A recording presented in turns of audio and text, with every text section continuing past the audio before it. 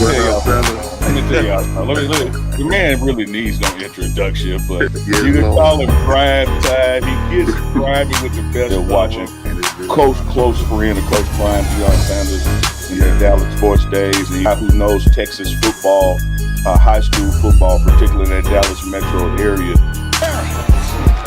Somebody said it was the end of an era. It's just beginning. It's just beginning. You're telling him it's beginning. Texas budget. They can't miss the football page. The goddamn phone. How is that? Is this your retirement tour on tour? No, sir. You You'll never know. You Never know. about the level of physicality. That's football. We just pick up shit. We just put the whole state on red alert. Man, I get them. You one of them media guys too. Yeah, man.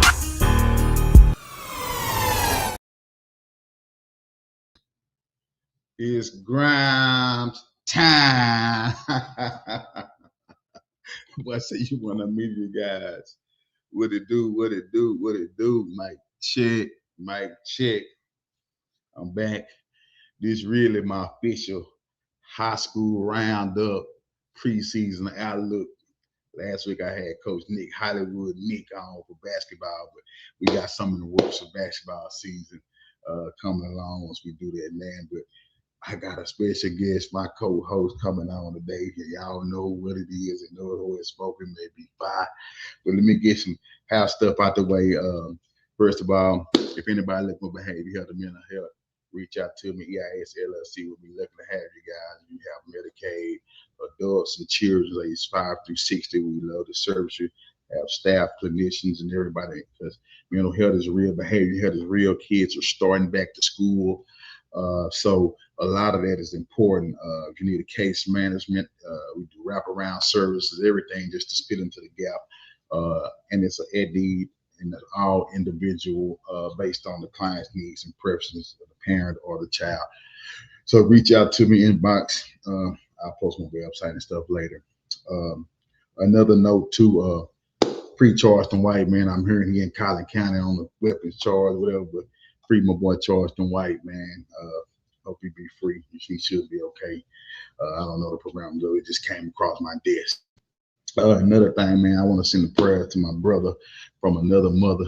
I call him my protege, Texas legend, Ramon Taylor. He was set to do some big things. He has his youth football organization that he still runs. He was set to become the coach and the general manager of ATX Bulls, which is a new arena team. Unfortunately, there's been some allegations and some allegedly domestic violence or something that surfaced where he was incarcerated.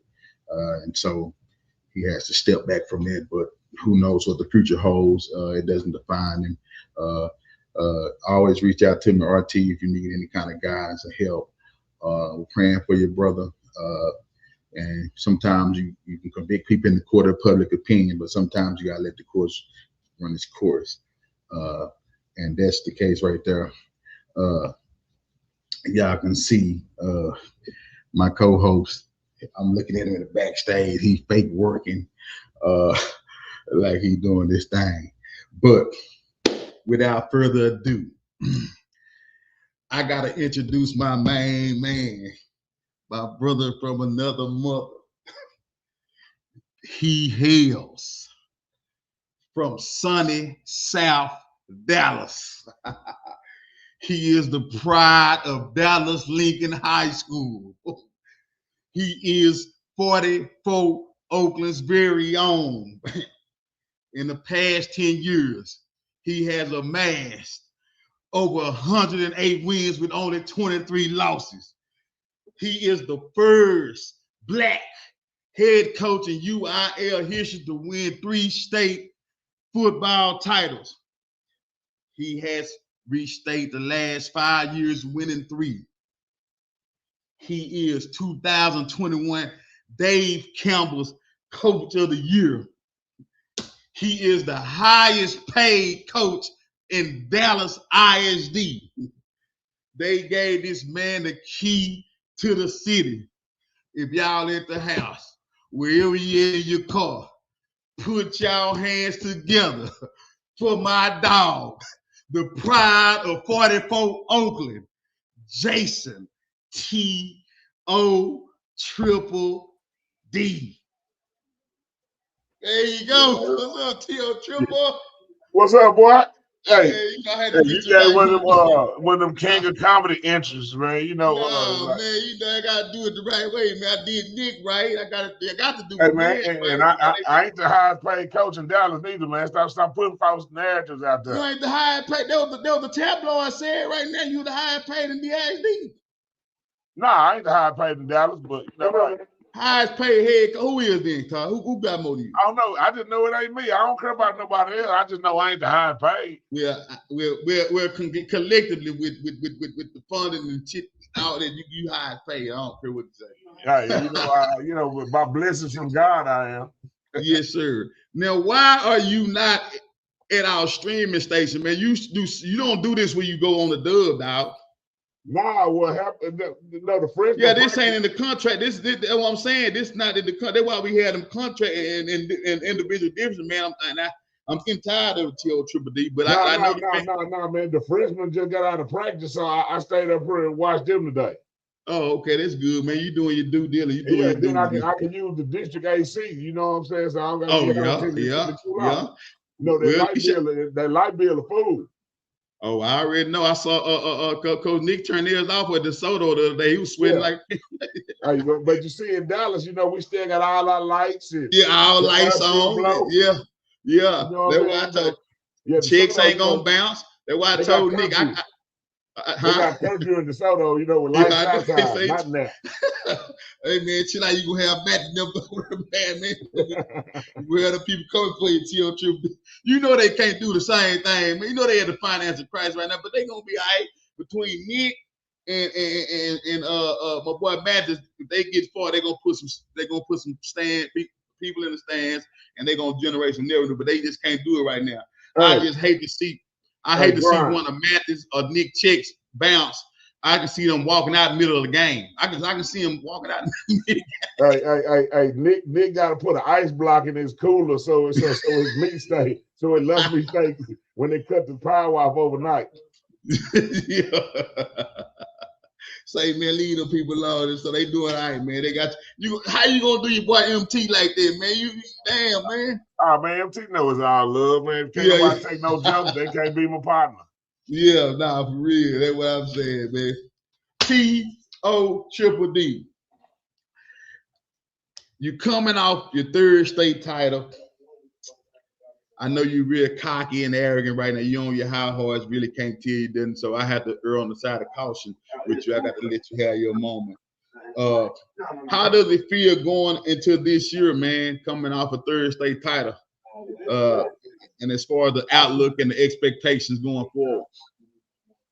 I mean, it's the same. You know what I'm saying? The new year bring a new challenge whether you won the last game or lost the last game. So, you know what I mean? It's sad though, clear. We always, you know, now we the hunted, even though we the hunters at the same time. So it's just about work. You know, it's just starting the process over again, bro. You know, it is what it is. You know what I'm saying? Well, I mean, we're in unprecedented grounds, you know. Like Scarface said in that song, I don't never remember feeling like this. When you say unprecedented, what's unprecedented about it? I mean, if you go trace through history, we the only school that's from really a multi school district that has multiple high schools, much less over 5. Right. There's been the 5 straight championships and had the success that we've had. You know, most of the time this success comes from one horse town. Right, you know, you look at Duncanville, one horse town, DeSoto, one horse town, Lake Travis, one horse town. Say Sock, 1 or 22. So what we're doing here and what we've been doing here is unprecedented. And, you know, I'm just trying to live. You know, the reason why I go walking and shit is I want to make sure I'm live long enough to see the movie. Right. So you think it's more like when you saying collectively, like you compare and contrast to other LEAs or other districts, you think the feat is much harder because you have other 22 other schools that the district has to account for as opposed to solely focus on South Oak Cliff? Yeah. I mean, when you look at it, like what we doing ain't never been done by schools that's similar to us. So you know, like this is like, you know, shit. I mean, it's just unprecedented, man. Like, ain't nobody thought that we'd be doing what we do over here. It has to be a school somewhere in the state of Texas that's Man, similar. ain't no Maybe school in the state of Texas nowhere. Only place you can say it like this is in the car, or maybe some okay, teams yeah, in that's Miami. Louisiana. Okay, gotcha. In Yeah, Texas, something like Texas, we 1-1. It ain't no team in Texas that's come from a background like we got that done won 3 state championships in football. Yeah, because then you would have to compare it similar to schools like Houston ISD, San Antonio ISD, Austin ISD, something like that. Yeah. I mean, you can even throw in Frisco. I mean, if you just want to go, like they got a few schools like you know, Lone Star been successful, but they ain't won 3 state championships with 5 in a row. Right. What does it take to get it done, TLW, for those schools or people or principals or educators that's watching or coaches that want to know what it takes to get to those type of level with the limited resources? Well, when it comes to you, it ain't really no limited resources no more, because, you know, they got to come on with whatever you desire, because, you know, you put what it needs to be. But what do you? I mean, first you got to have, you know, you got to have somebody fight for you. You know, you got to have a principal. You got to have some alumni. Willie Fred, my guy. That's my principal, man. You know, he ain't the average principal. You know what I'm saying? Yeah. So, you know, like like people say, Todd act and do things a little different. Dr. Johnson do things the same way. The alumni, they do things the same way. Yeah. I hate to see him leave SOC, man. Why you say leaving SOC? He leaving? I said I hate to see him leave SOC. Oh yeah, but you know, life about evolution, man. If you really want to test what you really made, it gotta last when you ain't there no more. Yeah, but you can't say that because you contradict, because you don't want to evolve till you said you cool being a high school coach, so that don't apply. I mean that's my goal. You know, at some point in time, like, you know, life can change, and you know, where you may look at different avenues, but you know, like I feel like, you know how, you know, on Batman they were like, you know, Bruce Wayne is Gotham's child.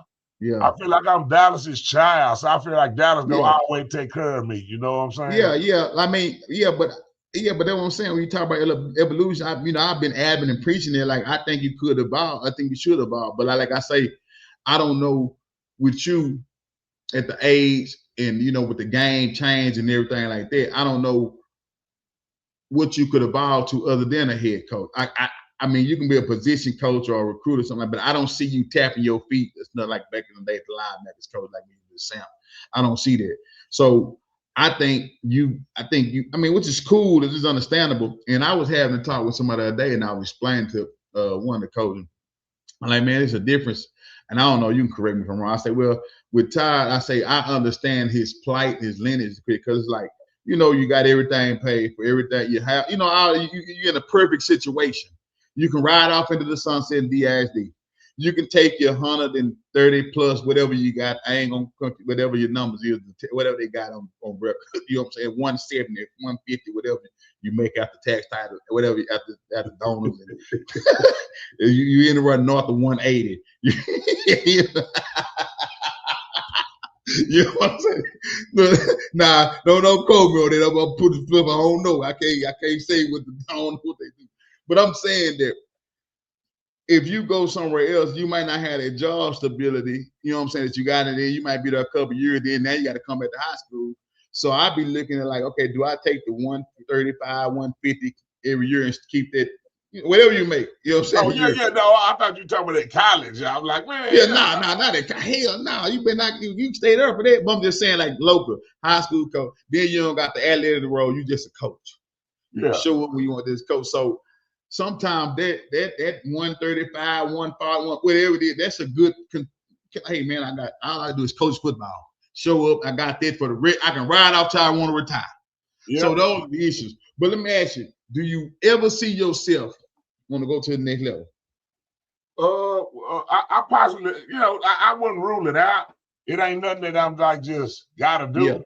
But let me ask you at a certain point in time, you know, when you start thinking about the longevity of your life. Yeah. You know, how I work in the education business. You know, if I had the opportunity to like get a half a meal ticket, somebody tried it. Because you got to realize it's going to my retirement package. See, so I'm closer to retirement than I am the start of my career. You know what I'm saying? Right. So you know, it may get to that point where I got to make a decision. But with that intertwined with the collegiate, if you go collegiate, that retirement, all that is collected, goes together. If I was to go somewhere in a state public school, yeah, like Texas A&M. Okay, gotcha. Okay, yeah, no, okay, You know, gotcha. like them type of schools, yeah. Like, Yeah. yeah, now if it's SMU, they private. If it's TCU, they're private school, Baylor private school. So I'm not really sure how that would work with my retirement and stuff like that. Well, I got a school in Texas. $450 on the table right now. You want it? Now, you know, I'm gonna play it out this season, you know what I'm saying? Because Okay. I'm gonna say, like in the position I am, Yeah. like if they want me now, I mean, they'll still need me later if it's for real, you know what I'm saying? Yeah. Well, not necessarily, because you know it's at need basis. It's like right now, people microwave university of microwave time. Like we need you now. You know what I'm saying? Because you know tomorrow. Grind, man. I ain't no regular recipe, bro. I'm exquisite. Like I'm some exotics, you know. But I'm saying, yeah, you exotic at the high school, but you might be just a regular digger at the college level. Like Gilbert went. Nah, like with someone, grind. I'm not. You know, like this ain't Galveston beach water you looking at, bro. Like you looking at the blue water overseas where, you know, you be going on them trips and green mud baths and stuff. Yeah, there you go. You know, that type of stuff. Memory lane.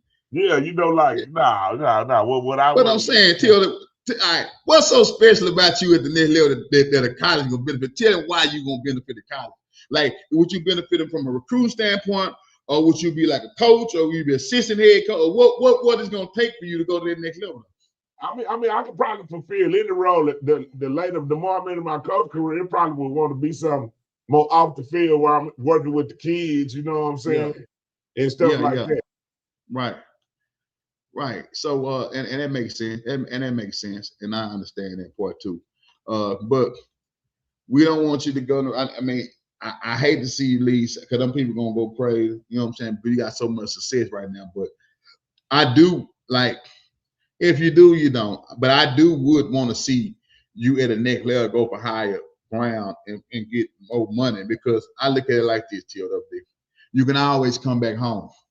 At the Broad Mill, you might not be able to come back to SOC, because I'm talking they're gonna exile. They probably, once you leave, because they're gonna be so hurt like they did Prime in Jackson. But you can always go to Lincoln. You can always go to Lincoln. You the pride of Lincoln party, but you can always go to Lincoln Head. They'll fight whoever in that seat for you. I mean, it ain't about that. Like that's how you look at it. Like I look at it like if I was to stop coaching in Dallas right now, yeah, I've completed my task to the city of Dallas. You know what I'm saying? You say what? Like if I was to stop coaching right now, I feel like I gave the city of Dallas and Dallas ISD everything that I had, and I don't think nobody would look at me and be like, nah, he done bailed or something. Like that, they be like, job well done. You know what I'm saying? Yeah, for sure. You know, job well done, not good in paper, sir. Yeah, you know, like what I'm saying is, sometimes you make it leave for greener pastures, but you know, sometimes I forgot to put my medal on, man. You gave me this personal to me, man. It means a lot to me, man. Yeah, you know, I got it you off my neck, man. You gave me this off your neck, and I got this. You gonna hold dear to me, man. Yeah, you know, everybody don't really get to put that on in, you know. Yeah, they don't really get to put that on. You know what I'm saying? They don't get that on the turf. You know what I'm saying? So, yeah, not on the turf, man. You know what I'm saying? I ain't really fucked up about the ring now, because I got that. I am, but I get it. You know what I'm saying? My partner going, you know what I'm saying? You know, but yeah, but I don't run no ring. Them ring, they just sit at the house, man. You know what I'm saying? Man, yeah, them folks are better crucify me back get the ring, but they gonna go crazy.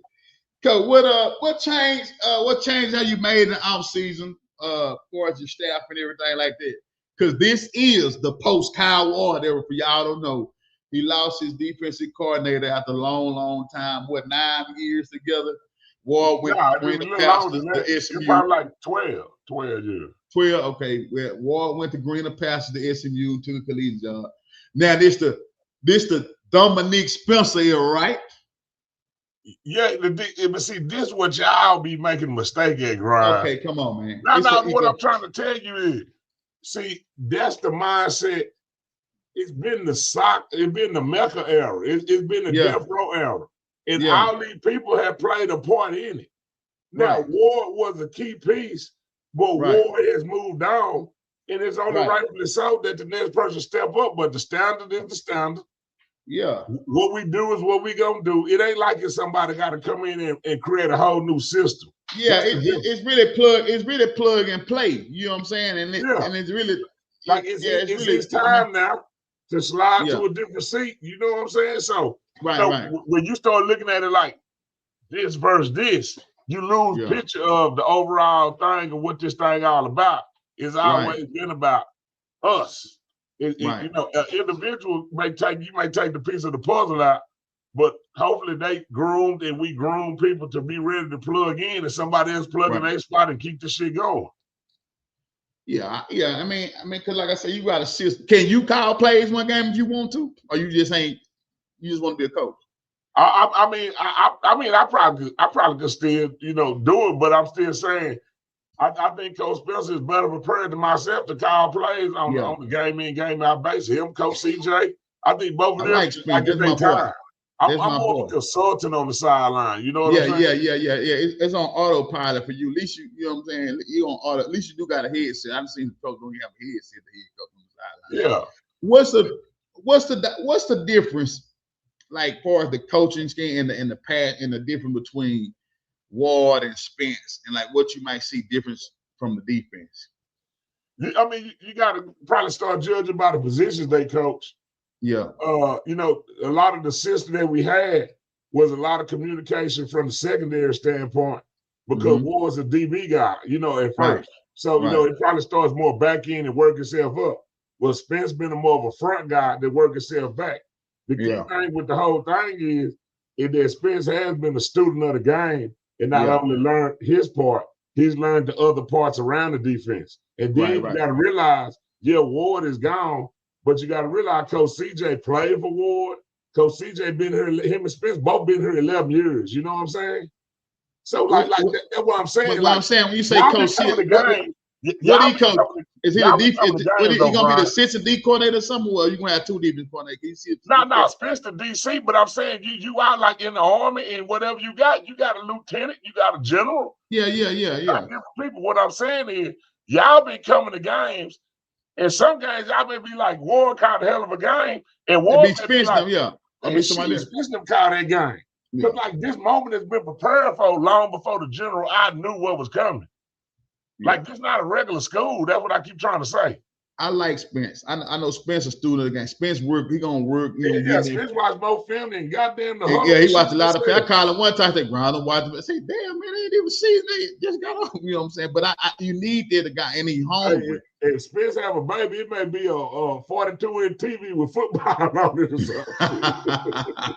But I will say about this, and I think. You know, Ward a good guy. Ward different. He more of an outcast, and I hope you don't hear Coach Ward. But I'm gonna be honest.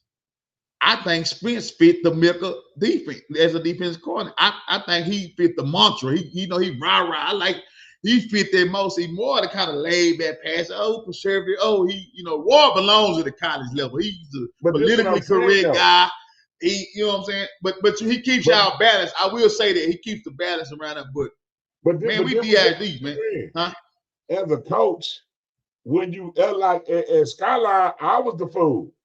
When you elevate the different roles, that don't mean you don't have changes in your demeanor on how you do things. Right. Sure. You can be the rah-rah guy at this point of time, but then when you slide over here, you can't be the rah-rah guy. It may be time for a new rah-rah guy. God present himself.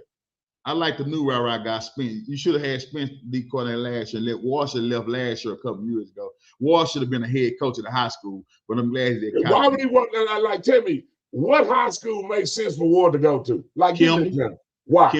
Kimball or build somewhere he can build if he can show his coaching prowess. Somewhere he can build. Kimball, he's a Kimball guy. You know what I'm saying? What does that mean? He don't fit side. I'm gonna be honest. He don't fit side. He didn't fit you. Ward different. He fit. But maybe not fitting side was a good thing. Huh? Like when you keep saying fitting something, you're talking about fitting something that was what? Man, Ward don't fit in with y'all different about the court. Like Ward coached in Lincoln too. Man, I mean one season. Nah, he was there a few years. Man, what year? When you were there? Nah, it was with He was just fresh out of college. I can't remember what it was, but I know he worked in Lincoln too. What I'm saying is this, Grind. See, Okay. the mindset of, and this what's wrong with a lot of people in our community too, and when they feed into this bullshit, to be honest with you. You sit there and you pick this person versus that person when that's not the goal. What you mean, TLWD? Man, the goal is to continue the standard of what's been established. Man, nah, ain't nobody picking nobody, because I mean everybody can when count. you say verse this, like we don't play Nah, like. I'm just saying I'm just saying as a D coordinator, I like a fiery guy. I mean defense aggressive.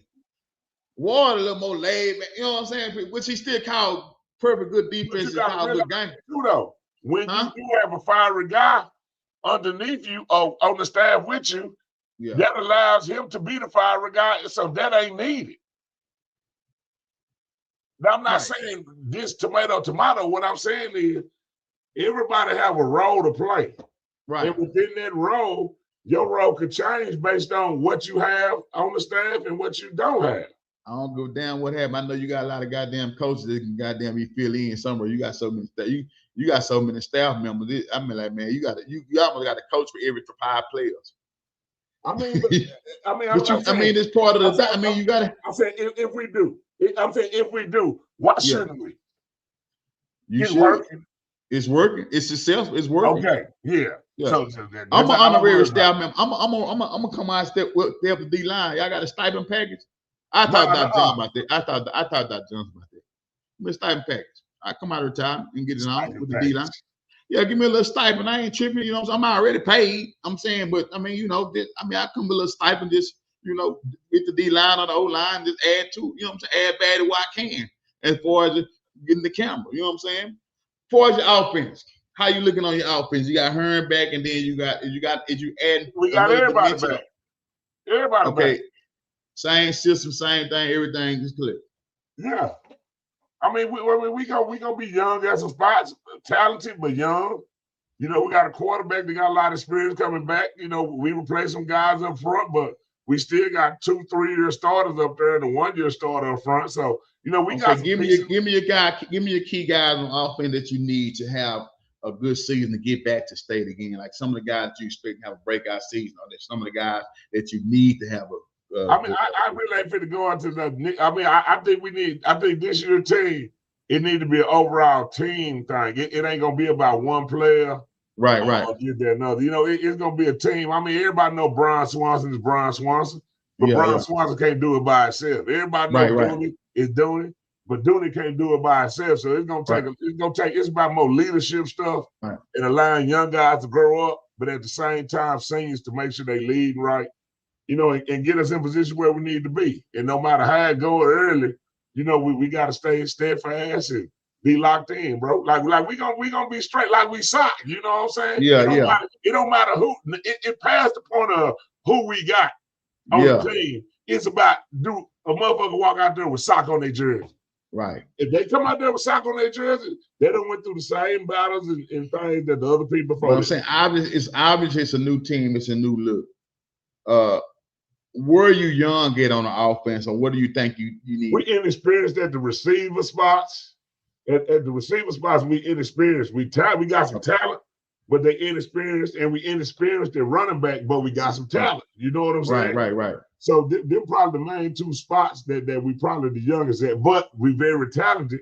So them kids could catch on in a minute, or it could take them a little longer, man. So when you say inexperienced, how many games do they got on their belt? Do some of them got 0 game playoff experience, or some got? I mean, they pretty much this group of receivers and running backs is pretty much experience. It's probably it's been experience of being around it, watching it, but there hadn't been a lot of experiences actually playing it. But they got the talent and skill set to do a lot of things. Right. But, you know, you still got to let them grow up. You know what I'm saying? Right. So, you know, we got to let them grow up, put them in good position, and then let them get some confidence, and then shit, you know, who knows what's next. What as far as the offensive line? You got Swanson come back, and what if you got one more starter, right? But everybody else. We got 2 3-year starters back. Swanson been starting since he was a sophomore, and Zion Raxton been starting since he was a sophomore. And then we had a right guard, Big Kelvin. He started like half the year last year as a sophomore. So he got some experience. Then we got some seniors and a junior, and then we got some backup, got a couple senior backups. So, we got guys been in the program. Are they on paper, like some of the guys we had in the past? But they done went through soccer, they done been through the trenches. They understand the standard, so they're gonna be straight. What about the defense, man? Defense always has carried you thus far. I mean, through the preseason, especially through this year. I don't think you gave up many points, if any, last year, right? Did you give up many points? We probably did. Yeah, I don't know. And I'm really sick of this stuff with UIL. I wish they can just go open schedule or something, because they have gave you the weakest schedule again in the state of Texas as far as district play. It's all powder puff. All your teams in your district. I think who they added, Molina and Poteet to the district. Who else they added? I think that might be it. They added them too. Hillcrest was Hillcrest in the district last year. Yeah, they was out in there. Yeah, and I think nobody in the district may have won over 5 games last year. Bro, I did what I'm saying about this. When soccer won winning state, everybody say it was because the district we in. When we win state, everybody say the reason now why we win state is because the district we in. Man, damn the district. Go pull up the stats when we played the other people. Melissa, go look at their season averages. Look at our game. Turn. Go look at them turns. So I don't give a damn what we play in district. When we play against the best of the best, like, goddamn, that's how it matters. So we mastered this schedule. Yeah, but I'm gonna ask you, like, when does the real game start? Like, district counts a district. Does it start? Because a lot of times them area rounds don't be about shit till the tour is not. So it don't really probably get to what, 3rd round. Really, when it get down to the nitty gritty. It's real, because you got to realize the first round is where you get back. Now listen up. Okay. You got to realize. Based on honestly our schedule, we start out tough. So when we start out tough, we find out a lot about ourselves, good and bad. Yeah, on the first. Yeah. Then we really go back to training camp. For a good portion. Now we'll pick a game every year versus the opponent. We like, okay, we're gonna approach this week like we get ready for the playoffs. It's full throttle, it's full go. Right. And then we'll start back focusing on playoff game. Once we get to the playoff game, even though we playing the 4th seed team, they still a team that's used to playing a little bit better competition than what we've been going against. So we got to get back in the swing of things. So normally after the first round, now we start to get back in the groove. You know what I'm saying? Right. So by the 2nd round, we start getting in the groove. Now, what team you say powder puff, this, that, and other here? The 1 year we won state, the toughest game was the goddamn first round when we barely beat Mansfield Summit 12-7. Oh, Mansfield, I remember that. Yeah, I remember that. Yeah. In the first year we won state. I think they're probably lack of preparation. I think they're more of a lack of preparation on y'all. They was a damn good team. No, they were. I remember. Yeah, almost popped y'all. They should have popped y'all. I mean, shoulda, woulda, coulda. You know what I'm saying? Yeah, but and still I rise. But what I'm saying is this: the year before that, we were down by 14 or 21 to Everman in the first round. Yeah. The first year we won state. So what I'm saying is, this program is built for all different type of, like the trials and tribulations we go through. We go through all limit practice, bro. We this ain't no regular shit y'all done seen before. That's what I keep trying to tell people. They can talk about this school, that school. Ain't no school in the state of Texas doing what South Oak Cliff is doing. No, it's not. It's not. It's a very unique place. Here you go. Welcome, Kyle Ward. Here you go. Glad you're at SMU, man. This sock business. Yeah, we can do what we want to do. Now we can shine. Yeah, we can shine, man. Good luck to you, Ward. Yeah, but how does it change now? Since you've only got 2 preseason games, you're gonna open up again with the state match with Randall in North Shore. You don't have that 3rd gauntlet game no more, CTOWD. So how does the outlook change? So is it now it's all in on those first 2 games, and then when the district year, you can start trying to, then you can figure out what guys gonna step up and be ready for the playoffs. It's always been the way. The first year we won state, Grind, we only played 1 non-district game. We only played Duncanville. And then how many? How was it with district game? It was 9 district games. Now remember it was COVID that week. The first game got canceled for COVID. Then we played. We played Duncanville, and then we played the Red. We were 15-1. And you know, funny thing is this though. See, I was joking with Bonner. He called me the other day. We were just joking, shooting shit. Cause Bonner, my boy, he was like, even though y'all won, well, we that won on y'all schedule. You know, every year. I'm like, hell yeah, because every time we 15-1, we win state, y'all lose. Oh, damn. Yeah. You ain't bullshitting. Yeah, you ain't bullshitting. I mean, so you talking to, I know Bonner a good guy. So how y'all gonna figure that out if you get the job at Duncanville, and how you and him gonna come to terms? Y'all gonna both be the head associate? Ain't no high school guy. Understand what the tabloids say. I'm telling you this though. Ain't no high school paying enough money to get me. They can pay you. You gone for 200. Man, I ain't 180 for sure. I ain't paying no 200 over there. Grind, let me tell you. Not over there. Nah, not over there. Ain't too many. $10,000 more dollars ain't shit when you put the taxes on. You do 10,000. That ain't a G a month extra. Man, I ain't worried about that. I'm good. So you probably is at 180, 190. They ain't telling us still. Damn, that shit crazy. I'm just saying, like when you start talking about, you know, like high school money, it ain't like college money. Where it ain't gonna never be like the college money. I ain't going over there because they got more milkshakes in the goddamn machine. You know, that ain't worth that. Given the circumstance, Duncanville is a great place. All them schools are a great place. I mean, I got partners over there too. Yeah. What would you like to, if you had to play time? Because obviously you're a big voice, you're a big speaker, and I think if anybody can speak on certain things because of your winning traditions and winning ways, what would you like to see change in UIL from the high school perspective? Because I see a lot of kids getting disbarred from the season by transferring a lot of stuff. But what do you think need to be better? Or what would you like to see better from UIL standpoint for everybody that's going to from a diversity? I like to see more diversity. You know what I'm saying? You know, like what do you mean when you say diverse? What do you mean? Texas high school football is comprised of a bunch of different things. You got the one-horse towns, just the country towns. You know what I'm saying? Then you kind of got the inner city one-horse towns like the Duncanville, DeSoto. Then you got the inner city schools. They got almost 20+ schools like Dallas, probably San Antonio, or Houston. Then you got the multi-school districts that may have about 5 schools like the Frisco and stuff. I would like just a representative that from each one of them different type of backgrounds. The problem is, a lot of time, how you gonna relate to somebody when you ain't talking to nobody that really can relate to you? And I ain't talking about race.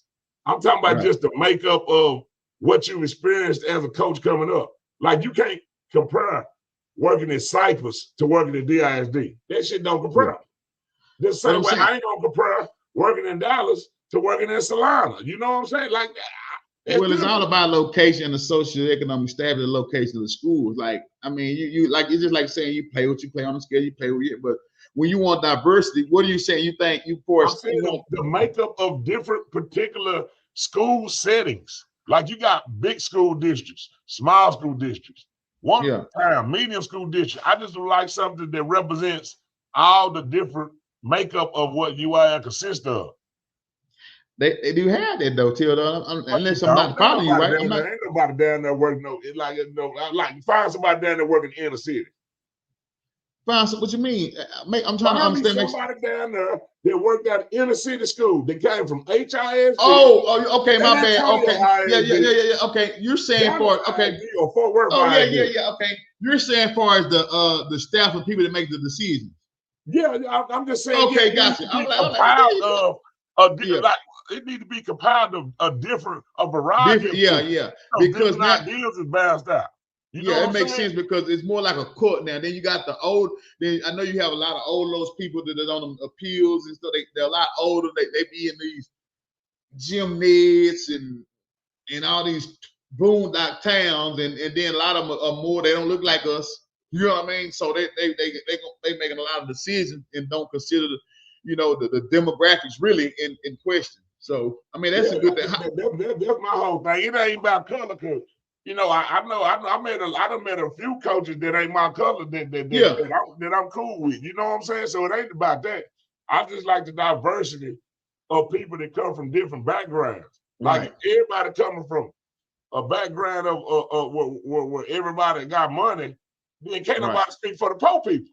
Right. There you go. So I'm just saying that we got poor people, middle class people, upper class, rich people. I just want everybody to have a representation so everybody's voice can be heard. Well, you may not understand something about my culture, and I may not understand something about yours, but if we sit down and chop it up and really get to the bottom of it, we're like, okay, well, this is similar for us. This is stuff that's greatly different. It's just like asking an upper class family that people make $1 million what they eat for breakfast.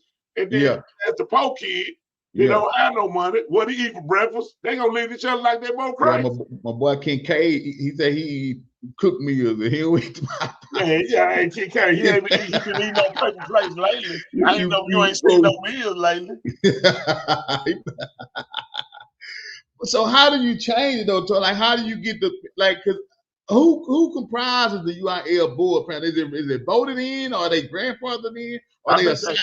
I think they hired. You know, I mean, I ain't got the power for the fight. You know, like it really. Yeah, I don't even want you in getting that fight, and I don't need these people come forward with you. You know, because my whole thing, a lot of times it be. So look, your ball here. Sorry, up there you go. That boy has. But that's what I'm saying though. So you know, like me personally, you know, like I don't got to. I mean, it is what it is. You know. Now, I don't need you speak on it because I don't even try. They're gonna come try. They don't even come fucking with you. They're gonna be. We're gonna stage a walkout. We're gonna stage a boycott. Nah, ain't nothing to boycott. You know, like everybody sign up for what they do. What I'm just saying is, a lot of people always look at a system and say a system's so great. And sometimes I think back, well, hell, when my granddaddy was in this system, he wasn't good enough to participate because of his skin color. So you can't tell me this system be working for a century when my people ain't been involved in it for a century. Yeah, but your granddaddy probably didn't play on the UIA, probably play on the PBIL. I know, but that's because they wasn't allowed to play on the UIL back then. Okay. So that's what I'm saying. So what I'm saying, the community-based stuff and all that type of stuff, you know, like I get it, but grind, don't nobody go back and it like I'm looking at it from my point of view. It wasn't nobody caring about community-based shit. When they were Eminem transferring everybody out and they were making outlets get busted everywhere in middle school, and this was in the 90s. Yeah. So I'm saying, like, why is it such a big deal now? When a couple of schools start winning, people ain't really too having fun about them winning. Hold on right quick. But it makes sense. I mean, what's up, CJ? I mean, it makes sense by what he's saying. But I think, you know, a lot of times when you stand, and technically he's a beneficiary of what his ancestors and everybody stood on back then, and now we can still, you know, try to make change for that, and hopefully that that, you know, like it eventually changes, and then especially going back, because the system is still the same as it was back then of course, you know what I'm saying, change is of an essence, but you got to figure out what is it going to take to provoke change. Because a lot of time when you look at the makeup of the UIL and the panel and the committee, you know what I'm saying, it's not a lot of people that look like us. It's not a lot of people from the inner city or the demographics that probably even understand the culture in the inner city, or the culture in the Hispanic culture, or Hispanic schools, or by region, the southern region, southern, east, west, west.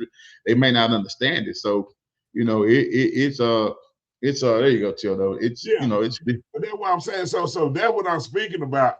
You know, like sometimes I'm trying to bring awareness that everybody may don't know the whole story behind a lot of stuff. You know what I'm saying? Right. And what I try to do when I question stuff, I'm not saying it's right or wrong. What I'm trying to do, I'm trying to go get research behind it to see, okay, when they started doing this, what was the purpose of this being done? Where did it come from?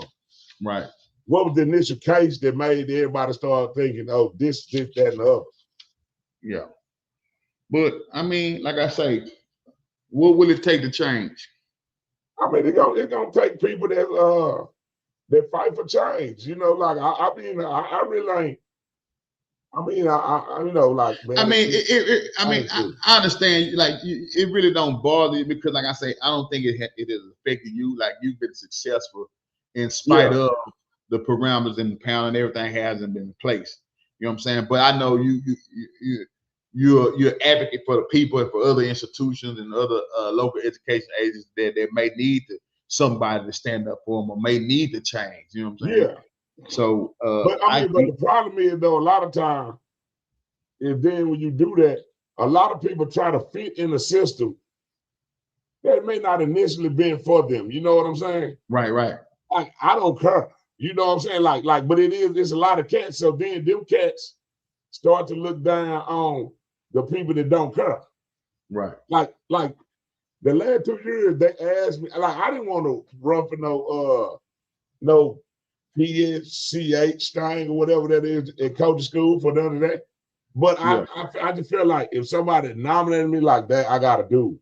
Yeah. But some people die, like I said, a lot of football coaches, to me, in my opinion, is more worried about moving up a ladder than they is about doing a good job and winning. They want to be more AD and all over people than they do about caring about winning football games.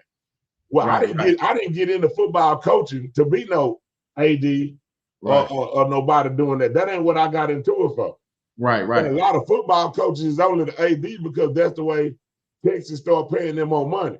And if it wasn't more money, most of them wouldn't even probably still want to do the job. Right.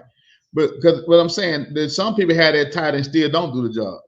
You know what I'm saying? But then sometimes if it's required, I mean, you know, if it's required, it's a different. And when you was talking about the this coaching stuff, and we was talking about, then you spoke on it briefly about the Coach Tremaine Jackson, PB coach, felt like he was left out of the high school coaches association of the what was it? Give me more word, Till, though. I had to blank. What the coaches clinic? Yeah, Texas High School Coach Association. He felt that they should have had somebody speaking. And you know what? As much as I go down there, it didn't hit me until he said it. I was like, dang, you know what? PB should have had somebody. But I think now to bring awareness, people may not like his delivery of what he said. But was he lying? Nah, because it can't be based on merit. Because I see a lot of schools down there talking and that ain't productive is in nothing. So but like I say, I mean, I said that I thought maybe he shouldn't have went there, right? Which, I mean, he have a right to speak high, but I don't know the accident makeup of what it takes to be there, because I was looking at, I know they had a representative from PB there speak, which was for the volleyball. They probably had him for football, and like you say, he won. So I'm asking, do you not know if they have like certain criteria, like one school, one sport for the FCS level, or what's the criteria? I'm not sure. I'm pretty sure they got a selection committee, and I think going forward it will be more attention paid to it. You know, but then you understand, like my thing.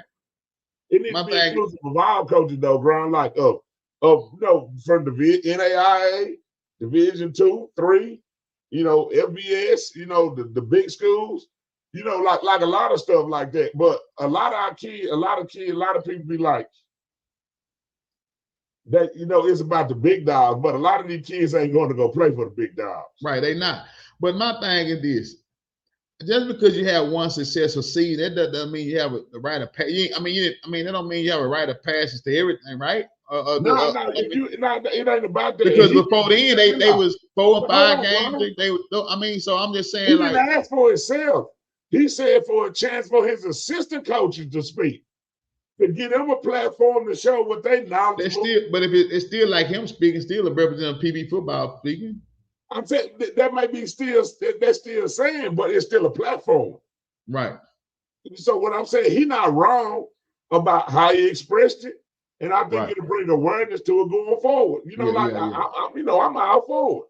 Now, if they go 2 and not 8, then what? He still got a gripe? Like if you go pull that thing, I bet it was some coaches with some losing records that talked up there. So if losing records is going to be a standard that's going to be set, then make sure nobody will lose a record talk. Right, but I don't know if I'm not taking up for it. I don't know. I'm just saying I think he was right, and I think without him addressing it the way he addressed it, it wouldn't be looked at the way it's gonna be looked at. Right. And that's what that is. So, That you makes know, if he wants to let freedom reign, well, let freedom reign then. Coach, how many players you got that already signed so far to the next level that's already signed? I think we got 5. I think we got 5 that's committed already. Who you got? Do you know them off top? I know Isaiah. Swanson going to Texas. You got Isaiah going to SMU. John Hampton going to Texas State. Zion going to Lamar. And shit, I think it's one more. Hold on. I said John, Isaiah, Brian Zion. I think it's 5. And Dooney is committed to Stephen F. Austin. Oh, okay, gotcha. Yeah, the quarterback. Yeah, I will say, and I go on record, I didn't like the SMU decision by Isaiah. I really thought, you know, he was going to do Texas. You know what I'm saying? Because I mean, we don't go into the particulars of it. I ain't going to get there, but you know, that's my alma mater. But I'm still saying this, like in today's. But I know it's about relationship waters over there, and I'm saying relationship, but also you can't look at college football and JD going to Kyle, so that's 6. Okay. So what I'm saying in today's game, college football, you got to look at it like there's very few kids that's gonna step on campus, college ready. Number one, that's ready to go out there the moment they step on college. That's a small 1%ers. Right. Most of these kids need development. You got to look and see whatever school you go to. Do you got guys that can develop you and make you a better player, or are they just looking for ready-made players they try to plug and play? And the moment you can't play, they kick your ass out. Right. So it's a whole bunch that get caught up in the money, because I think a lot of these colleges overpaying high school athletes. You know, to me, to be honest, now I'm glad they're getting the money, but it's no way that I would pay millions of dollars for a high school football player. No, it ain't developing. There's a thing like prime hour is big on. I'm not gonna pay it. You might well go to the portal and find somebody that's proven. You know what I'm saying? So that's where the game should. I mean, the game probably gonna end up going. Because what happens is when you pay a kid so much money, then let's say you're not paying them to sit on the bench his freshman year. I wouldn't either. Not that type of money. So then if you're going into the next year and he's still behind somebody, like, how do you factor that? You know what I'm saying? It's like you have to have a cap, unless you have that very seldom high school kid that's like that, they can walk in, like the kid, like Black Jesus from Randall. Like, I think he walk in Texas and play as a true freshman. I mean, I don't know that. You like that's a different game. Like the thing I know it's a different game, but I'm saying he that type of player to me. I'm saying like even with cats like Brian Swanson, I think he can get on the field at Texas first year. Like I think he's a pro. All I'm saying is the generational guys that have went to Texas and played in the beginning like that and was dominant throughout their career. Look at who you gonna name. Ricky. What you mean? You gonna name Ricky? Williams? Who? You talking about Ricky Williams? I'm just talking about guys that just really came on the scene. Adrian Peterson in Oklahoma. Most of them guys are normally of bigger stature. I'm trying to think of a smaller guy at a Jamal Charles magnitude. Jamal Charles made his freshman year. Jamal Charles did freshman. He exploded on the scene. Yeah. And Jamal Charles, Cedric Benson. Yeah. But I'm saying Jamal Charles, they weren't playing in the SEC neither. Well, yeah, that's a difference. Still, so what I'm saying is, still Power 5. Talk about the running backs and stuff like that. You don't know. You really don't know. Like it's still a thing because the speed of the game is fast. It's just like when Durham was in high school, he was a turbo button. Yeah, but this is my thing. At LSU, it's not the same as it was when he was at Duncanville. You know what I'm saying? Well, it's not. But what I'm saying, this is what I'm saying, though. This is what I think. I look at what a program is like for success and winning, and I look at it like this. Some schools you can go to and you can have one good year and you right there at the league. Some schools you may have to shine 2-3 years to get to the league. But schools like Texas, Ohio State, Georgia, schools like that, you don't need a lot of years of on-field play. You just need that one good year to shine, and you already at the pro level. As opposed to like I ain't gonna say TCU, SMU. I ain't gonna say SMU because SMU been on the ride later, but I'm saying like some schools, you're gonna need more on-field game play to get to the next level. You see what I'm saying? Because all I'm saying, I'm just going on a draft stock. You see what I'm saying? I mean, but the draft stock is just like a lot of this other shit. A lot of that shit is made up of bullshit. Yeah, it is. And a lot of it is political, and then a lot of times it's who you know.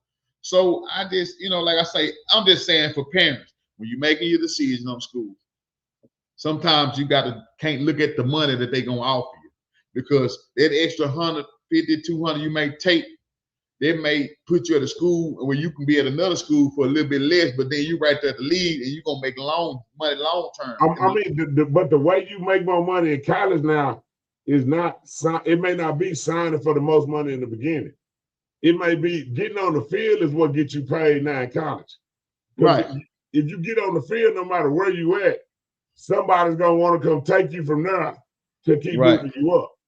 Right. A lot of people may go to the top, and then your value may not be as much when you come back down, to the next level underneath.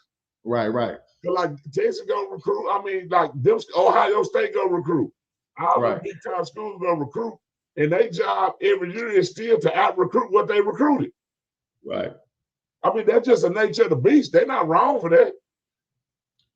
Do you think if you are here implementing like a statewide open enrollment anywhere you want to go, how would that affect the change? Now, you think would that be a bigger problem, or you think a lot of schools will suffer? I mean, Texas is open enrollment. Huh? Texas is open enrollment. I mean, pretty much, yeah. But you know what I'm saying, for as the district is on, like, you know what I'm saying, like where you play, you know what I'm saying, without any repercussions. I ain't saying this should just be no free fall. I don't believe that. I believe going into high school, a parent should have a decision to get the first opportunity where their kids go. They should have a choice to where they send their kids, which most parents do. Right. Now, if you make a bad decision, then I can understand, if you don't move and stuff like that, if you don't meet the requirements of what it means to be eligible at the next play, I can get you saying, okay, hey, you got to sit out of here. But the best thing to do, the problem, a lot of people is they wait too late to try to make a decision. Right. And sometimes it ends up putting you in a bad situation. Now, some of the decisions, I mean, some of these rulers, I think it's to send a message. You know what I'm saying? Right. That makes sense. What's the how your schedule looking for the coming up week for school start? School starts on Wednesday, right? No, tomorrow. Oh, tomorrow. Okay, open day's first day of school. Practice tomorrow. Yeah, we practiced the varsity JV practice this morning, and the freshman practice in the afternoon. All right. Yeah. Okay.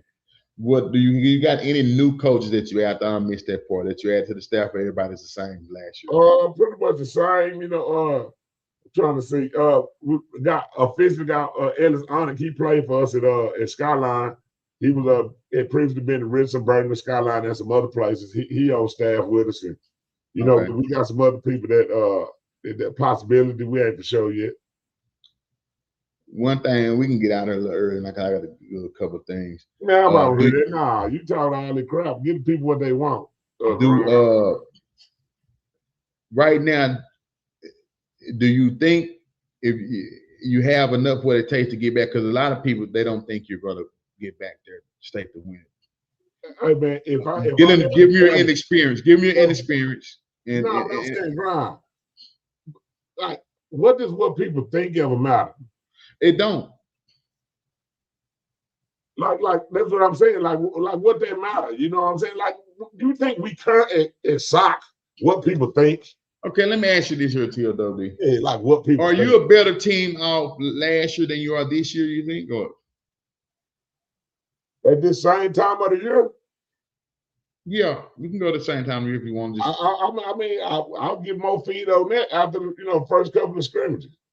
Like last year, it was still holes to fill. We had a brand new quarterback.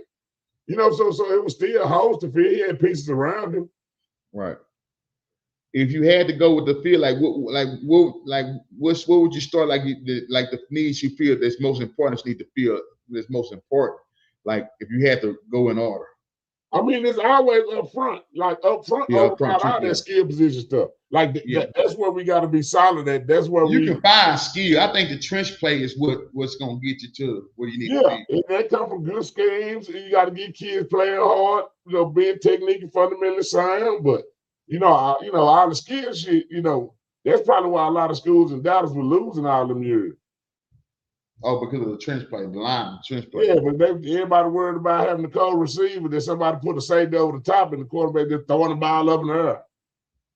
Well, that makes sense too. The wishbone or some shit. When are your first scrimmage, TLWD? We scrimmage not this coming Thursday, but the following Thursday. It's like a three-way scrimmage, right? Cedar Hill or something. Cedar Hill and Duncanville and us. Oh, that's gonna be a good one. Yeah, that's what I'm saying. We get to find out what we're made of, find out what we're good at, find out what we're weak at, what we need to improve on. See, the game of football, I know a lot of people be like, it's about identifying and getting a true, realistic assessment of what you are. Right. And then how can you improve it throughout the course of the season? So by the time you get to week 11, your weakness ain't as weak as it was. It actually may become something you can rely on. And that's what we've done a good job of. That's why we got a good staff. We got good kids. Parents believe in us. We put in the work. So, even when we were 0-3, Grimes, everybody wrote us out that year. Yeah. I mean, that was a hell of a gun. That was a tough tag. But I'm saying we was 0-3. Soccer, they did that. But, they don't understand because a lot of people ain't never built a champion before, so they don't really know what it looked like. It ain't about trying to be 10-0 all the time. That shit about trying to get to game 16. I take getting to game 16 over being 10-0 any day. Right. Because a lot of times when you're 10-0, it's a lot of stuff you done looked over that you didn't know was a weakness, bro. Yeah, but that 10-0, you got to measure your stuff on those seasons. How do you coach though? Like with the Powder Puff schedule, you got the easiest district. Stop saying that. Huh? Stop saying Powder Puff, man. It is Powder Puff, TLWD. They weak in the motherfucker.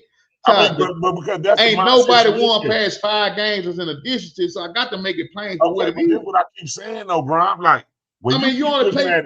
Todd, you only play with their side. I get it. Every game we playing versus South Oak Cliff, bro. Like in district playoffs, if we play South Oak Cliff football, damn who the opponent is, we got a high probability of winning. Yeah, man, but so it's about us. It ain't about what we going against. Man, niggas ain't coming to a lot of them district games. I'm gonna be real honest. Yeah, they ain't got to. But people don't want to sit. These first 2 games gonna be a good test, and that's it. You know what I mean? District is gonna be what it is. But it ain't about just finding out where the test is, Grind. The key assessment of what you are is when you find out what you are, how do you go about implementing stuff to get better? A lot of people don't know how to get better because what they are is what they always gonna be.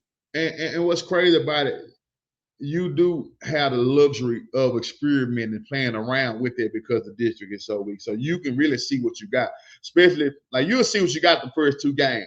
So after that, then you can go back to the drawing board. You can start over, implement new stuff and figure out what it is because you're gonna have 8 games or nothing.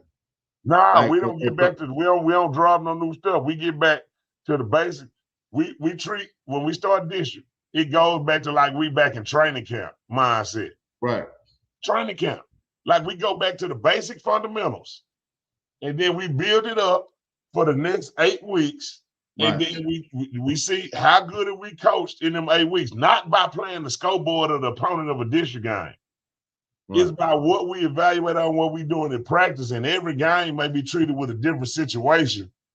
Right. That relate to something we may be trying to do later on down the road. Like this shit chess, Grind, this chess, bro. This ain't checkers, dog. The reason why people can't really understand us is because they can't really even understand us, Grind. You know what I'm saying? This shit like an algorithm, that's floating in the air. That only the great scientists of the world can see. Can't nobody figure it Grind. Like we It straight. ain't. I mean, it ain't rocket science to figure out you winning. You in the inner city. You got a great principal. You got a great How argument. we You got the win? discipline. Man, see, you naming the obvious. You can't see all you doing is showing the result. I'm talking about the people don't know the process, the formula that we come up with to get to the result. You think you know. I'm saying, what's the formula? Tell that it's to win. Like it's beat No, us against them. no. See, you keep talking winning is the result. Right. Just like losing is a result, winning is a result. Okay, The give me the process formula. part. Give me the formula, the process. I You can't, got like that's what I'm you saying. got you run. It's okay. You run like a collegiate institution. You run like a collegiate. No, it's like the Da Vinci Code. You got to do so many things to crack the code of Shadow Cliff that only those that are within know the secrets of these walls. Todd, you sound like this shit a cut or something. You This shit is a cup. You made this shit real complicated. It's simple. Beat the beat. Get a good program. I mean, everybody ain't. Now, I will say this: everybody in DISD ain't probably got the support that you have, and they start from an administration perspective. I can give you that. And so, a lot of times, that is a key integral piece to being successful. That a lot of people don't, and everybody got to say the same thing. I will say that a lot of people on the same thing, and of course you can do that because winning solved it. I don't know how if you were losing. I don't know if it'll be different. You know what I'm saying? It may be conflict and discord. Huh? In the last 20 years, the most successful football at 3 different schools, I was a part of the staff. Coaches on my staff was either players, other coaches on my staff was a part of it. It's a certain formula to this. What school you talking about? Please don't say Lincoln, man. Don't go back to Lincoln. Like we went to state at Lincoln. Yeah, I know that, but y'all didn't win. Well, I'm saying, I'm not saying we didn't win, but see, not winning is talking to a person that never even got out the second round in his life. But he tells me I'm a loser. Who said you're losing? 4 more games than he do. Who said that? Who called you loser? I'm just saying, like, you said, man, y'all didn't win. See, now go back. No, hold on, man. I'm like, not. Like we inspired. Like that was a part of the inspiration that lit a fire. Let me make it plain so you won't get my. Let me make it plain so you won't get my context misconstrued. I'm saying, yeah, you didn't win, but there was 2000. That was 20 years ago. But that lit the fire. Before then, somebody was talking about 88. Todd, they didn't lit no goddamn fire because after y'all didn't go back, Lincoln been downhill ever since. They ain't been back, not even close. No, what I'm saying is I haven't been there. That was my last year there. Yeah, that's what I'm saying. And they ain't been back nowhere close since then. They ain't been nowhere near it. No. But I'm saying, but then the Da Vinci Code shifted to Skyline. Skyline would never get out the first round then. Yeah, I mean, yeah, you can do that. But I'm saying we didn't advance to the state championship, true enough. But we went to the semifinals twice. Yeah, but I'm talking about road less travel. Like, stop talking to me about the average. It's not a road. I'm not saying no. I understand your lineage because I mean you bringing the people of how you got up there to this and that. I get it. I like your lineage, your plight, and whatever to get there. But some of this shit, it's not worth remembering because the moment y'all left, that they went to cool. You went to state. No, after that, Lincoln ain't done nothing. No, went to Skyline. Lincoln, what I'm saying was, I'm gonna give you one. I'm gonna give you something at Skyline you might don't hear. Okay, I'm saying this. Y'all went to the state semifinal once or twice. No, check this out, Grind. How many teams in the history of Dallas have won the state championship in UIL play? Ew, Todd, you don't. No, South Oak Cliff, and I give Dallas Carter, they do credit. You can't count that. You can't count that. They won it on the field. Okay. They won on the field. Yeah, okay, cool. Yeah, they won on the field. But now stop. So that means I was at one game in the stands. I was coaching in the other game. How many teams in DISD history have went to the state game and lost? I was coaching 1. I was coaching 2. I was coaching 3.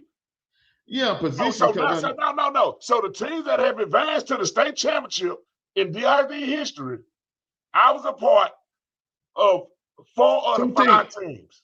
What are the 4? Who went to the state championship? Like, hold on, we won state 3 times here, so that's 3. Yeah, don't count that. I'm saying per school by school. Don't count that till we went to state in Lincoln. And Carter went to state. Okay, I thought you said was you went on the Carter still. You went on that Carter. I said 4 out of the 5. I'm saying been a part of. Yeah, it makes sense. So what I'm saying is, and then where y'all went to the state semifinals, Skyline? We went, they went twice, yes. And you know, and I was part of one of them. There was Sam Hickok. You know what's so crazy about that? The success of that. People won't ever remember y'all going to the state semifinals. You know what they're gonna remember? The Skyline losing to Allen, Colin beat y'all. Y'all had that's what they remember. They don't remember. I was the South Lake Courier. The year that they lost to Allen, I came to Sock and we lost to Ennis in the 4th round. Yeah. So what I'm saying is follow the trajectory of the schools. Lincoln's greatest football season in UIA history, I was a part of. So hold on. Skyline's been to the semifinals 3 times in school history, once in the 70s and then 2 times. I was a part of one of them. South Oak Cliff's greatest seasons ever in the history of the school, I was a part of them.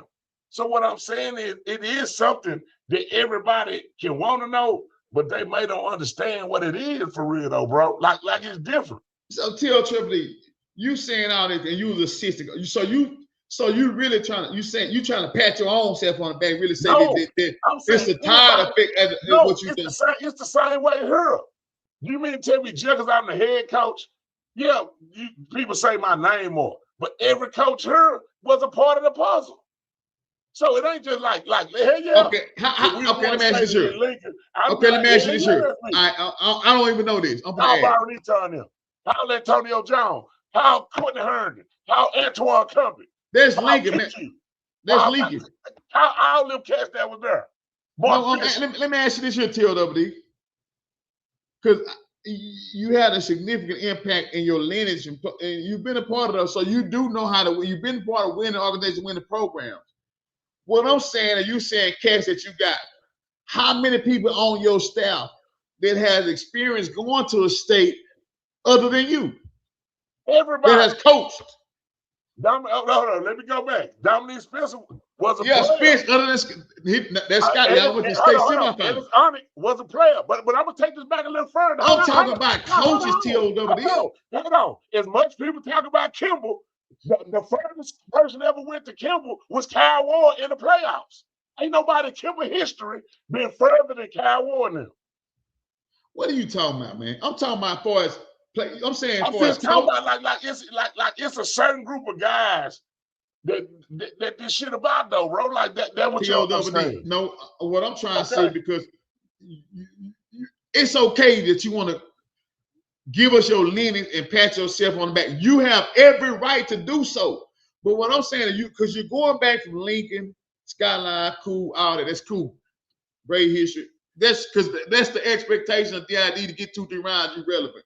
What I'm saying is, what other coach go 2 or 3 rounds? Like, stop that shit. I'm saying to you, Trevor, what other coach you saying? Because I'm trying to say you're saying it is a what other coach than you that have experienced state championship or even coaching in state other than at South Oak Cliff, other than the coaches at South Oak Cliff? That you say you got. I'm saying I'm trying to see that they what other coaches? That's what I would have to think through. Nobody. No, but it's still a tie-in. Because I still found good people to help me achieve the goals that we wanted to achieve. But that's what I'm saying. So this is a self-acclamation claim for you. It ain't a self-acclamation because the guys that have came to South Oak Cliff and said, hey, I want to come to Sock, them guys have won state at South Oak Cliff. What John was saying. John, it takes you to put in good. No, I'm not knocking your success, Taylor. I was just trying to, because you were saying you're lineage. No, what I'm saying is this, Grind. Then what I'm saying. But then you in Lincoln, that's the expectation. That's the expectation. No, that wasn't the expectation in Lincoln, man. That shit, that was the one that ain't nobody expected, because we didn't even know what we were doing. I'm just gonna be real. It was just like some hood kids kept playing football. Yeah. Now, when you got a skyline that started to change, you like, oh, okay. Then it got to what we got at Sock now. It done shifted to a whole nother level. But all right, let me ask you this then, Harrington. You're on the samples tree, right? Yeah. Y'all Lincoln, y'all Skyline now, you Sock, you're Dunderville. Yeah. is your career more colorful than his right now today? I wouldn't say. Hey man, It go by what you're basing it on. Like if you say, "Have I won?" No, listen. Okay. Have I won most of their championships to Coach Samp as a head coach? Yes, I have. I won 3. He's won 2. Has he went to more schools and been successful than what I have at the high school level? Yes, he has. So if you judge it on just titles, you can say Todd. If you go to who changed, did he change around Lincoln? Yes. Did he change Skyline? Yes. Did he go to change Duncanville back to winning ways? Yes. What he's accomplished at Duncanville is phenomenal. To go to 6 out of 8 state championship games and go to the semifinals the other 2 years. Like, that's phenomenal. So to me, praising him is praising me, and praising me is praising him. It's just like if Ward go on to be the head coach of the Denver Broncos or something. I would be just as happy as if I was the coach of the Denver Broncos. Yeah. Well, no, I was asking if it's more colorful, or you criticize like I didn't ask no political. But I come from a different. You got to realize the era's different. When he was coming out, they collected pool of resources was this small. Right. That is. I was able to come out in an era where that thing expanded, expanded and it's continuing to grow. The thing is, when you still connected to some of the philosophies when they had small resources and then you expand to get more resources, you understand how to put this thing together a whole nother way. Because it still go back to, great coaching is great coaching, but you still got to have mind control over kids is what you got to have too. Yeah. You got to make them want to run through a wall for you. Yeah. Now they may be coached up better on how to run through a wall as far as just the details and the resources and the different outlets that we got to reach people. So that's what I'm saying. Like he couldn't call when he was first started coaching in whatever year, in the 80s or the 90s, early 90s, he couldn't call the Chris Gilbert. He couldn't call the Emmett Jones. He couldn't call the Marcel Yates. He couldn't call the Rashard Samples. He couldn't call these type of people. A Jackie Ship. I mean, it's a plethora of people that's in our hand right now that we able to get resources from in every aspect of the football game, from special teams to how you deal with stuff off the field to how you deal with quarterback play. Who was the best quarterback coach back in 1980 in Dallas? Who the hell knows? Right. I don't think they probably weren't doing like we that. got the resources now. Yeah. And to have and we had like James Jones came from a college staff. So you saying he did a little bit more than less, so he may have a more colorful career than you saying? I mean, that can't be that's like LeBron and Jordan. When people people to decide who their favorite is. Like I don't give a damn about all that. All I'm saying is when they paint the picture, I'm gonna be on the picture. Now it may be in the back, it may be in the front. Todd, you on the Mount Rushmore? Would you be on the Mount Rushmore? If they did a Mount of high school head coaches? Yeah, I'm in the talks. They sketching my picture. It may not make the final cut, and that's with any race. Hey, that don't matter. That don't matter like Michael Jackson say. It don't matter if you're black or white. You know what I'm saying?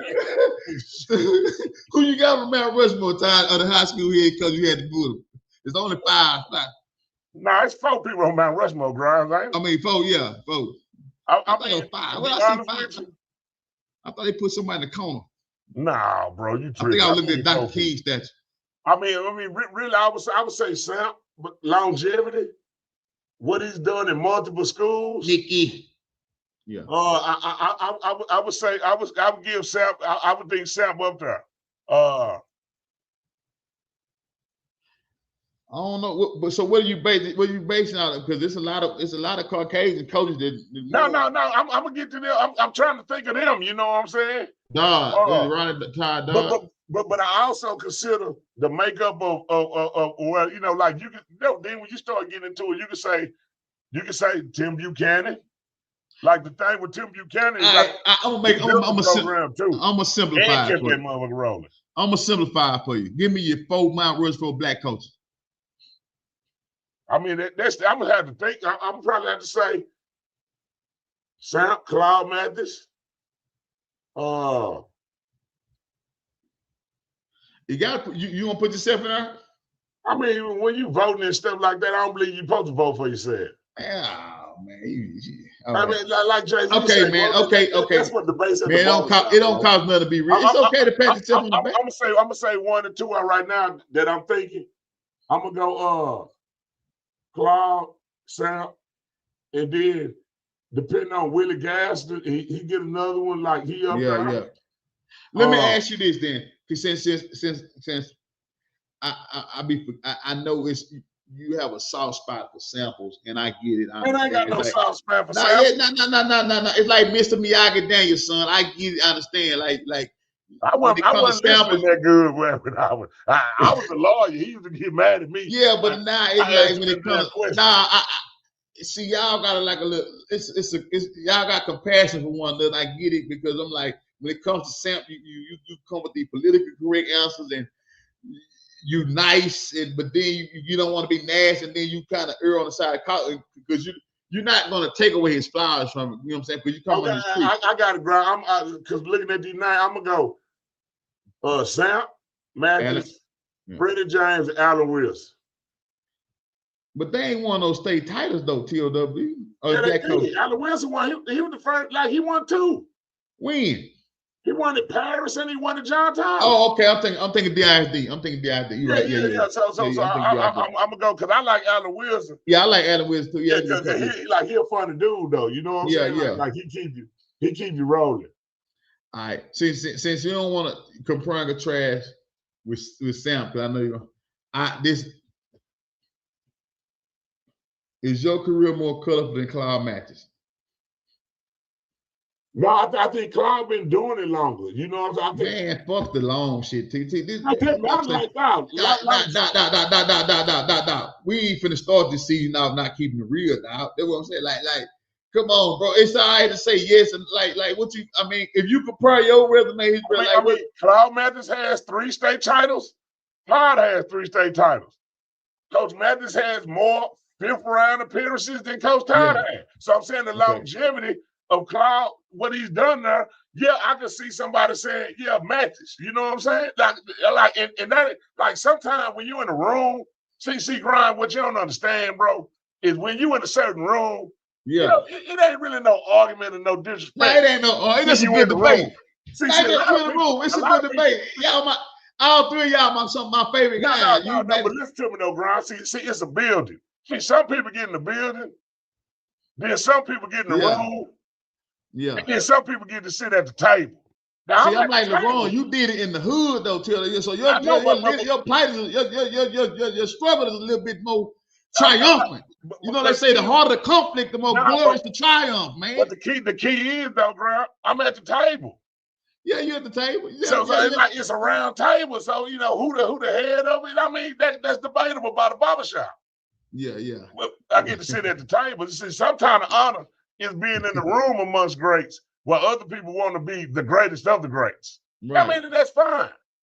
But I'm in the room. Like that's a key thing with me. You know what I'm saying? Like, you trying to be humble. But that's real though. See, now what you want to do is you want to make everything versus. You know, versus. Like when you made the championship, the members only section. Yeah. Like when you walk in, boy, it's like the Hall of Fame. And you sit up there, but you ain't Rob Wilson ain't better than Dion, though. Man, nobody damn. Yeah. Put on the gold jacket. So that's what I'm saying. I'm in the gold jacket club. Yeah. With them guys. And with the Dodgers and the Strauss. You will go down in Texas Future Sports Hall of Fame, Texas coaches. You will go down there. And that's what you want to do. When they write the story, you want to make sure you got a chapter in it. Yeah.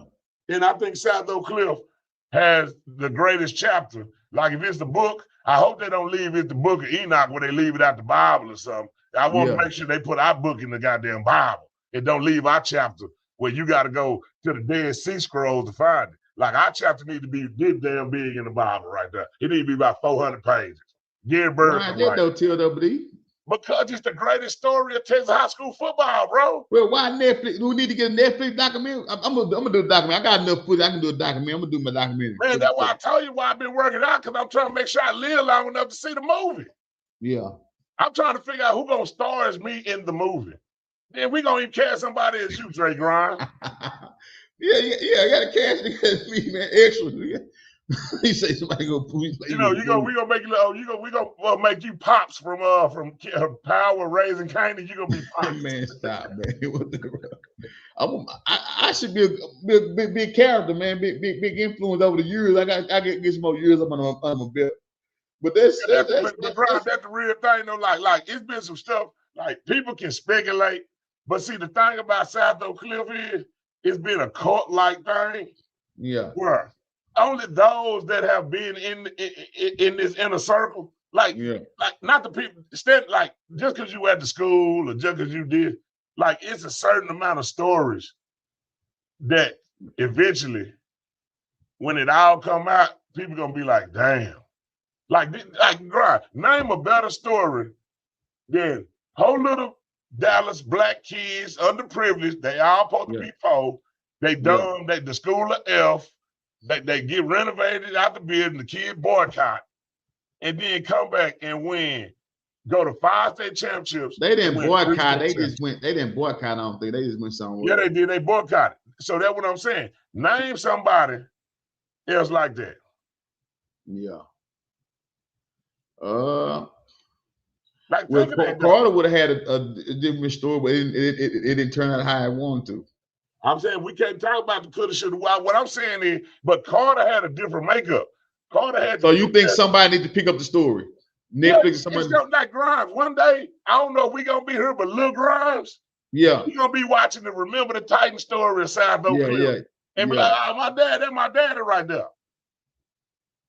Do you want a school name? You want another school named after you or something, or a statue? I don't want no school. I don't even want no stadium named after me. If you name something after me, name it like all like a name that includes all people. It's too many cold people that are great people. You want a statue? Do you want a statue? I mean, if they start building them and I meet the qualifications, I'll take one. Here, just don't throw no eggs at it or nothing. You know what I'm saying? But that's what I'm saying though, Brian. Like I think our district got too much history. Yeah. Not no hate against nobody, but I don't think there's too many people that ran fast here to name a track out to one person. There's too many people done been cold as coaches. And well, they did it for Shakai Richardson. They raised hell for her at the stadium to get the slam on. But that's what I'm saying there. But then like Michael Johnson now. But that's what I'm saying. So yeah, there was Miss what's the lady over there? Dish name is that she raised hell about that shit. So like if it was me, Grimes, like when I had like you know how Vegas, I mean, is that Los Angeles got the stars, the Walk of Fame? Yeah, on the fame, the Walk of Fame, yeah. Like if you won state in basketball, your name you should have a star on the Walk of Fame. You know what I'm saying? Yeah. If you won state in football out there, it should be something. It should be something in the stadium that's symbolic of the teams that have won state. Whether it's football, they should be outside. Track, they should have some up. Basketball, we got all these basketball players, #1 picks, all that type of shit, Hall of Fame. And you go to Kincaid, ain't nobody, you ain't got nothing up on the walls. Right. All in history, and it's too good to name out to one person, bro. Right. It's just too many real G's. So you need to have something that encompasses where you can continue to add to the legacy and it not be about a name, you know what I'm saying? Yeah. But a lot of people prideful, you know what I'm saying? And then I live to be, you know, like when I'm down here, I ain't gonna know what happened no way. Type shit. But but you know, hey, you know who one of my big dogs is? They gave me the wisdom to keep pushing. Who? Mark Rogers. Oh, big dog, oh, big homie. Yeah. Hey, we lost, and Mark Rogers told me, you know what he told me? He said, say, Todd, go read the book of Job. Yeah. And I ain't no church going, you know, like I'm spiritual, but I ain't no in the church and all that type of stuff. Yeah. But I went and read that book of Job, and I started reading it, and next thing you know, we start Wednesday championship. So if anybody, it's 2 people from Roosevelt, but I'm gonna throw 3 in there. That really, when I walk in, they gonna walk with me. One of them ain't living no more. Walking in. That's my nigga, I'm gonna have a picture of them, Mark and Bowleg. Yeah. Because people I'll bet out. Yeah, but when the hood embrace you, and they see you ain't on no bullshit, that's the greatest feeling in the world, bro. Yeah. especially being embraced. You come from Oak Cliff, you're a South Dallas nigga coming over real bad. You live in Oak Cliff side, you live in the neighborhood. Yeah, man, you get embraced. You ain't got no worry. You go anywhere, comfortable, good. You good. That's what I'm saying. Like I never get. He told me, man, go read the Book of Job. I read, shit. Okay, I'm gonna read it. I like Job went through all kind of trauma and obstacles to finally, and he was supposed to like turn it back on God, but Job, his wife left him. I think he lost all his sheep, his kids wasn't by shit. But Job still kept the fight. He just kept to the process. Yeah. And that we heard. Well, a lot of people would have quit. A lot of people would have left. A lot of people did this.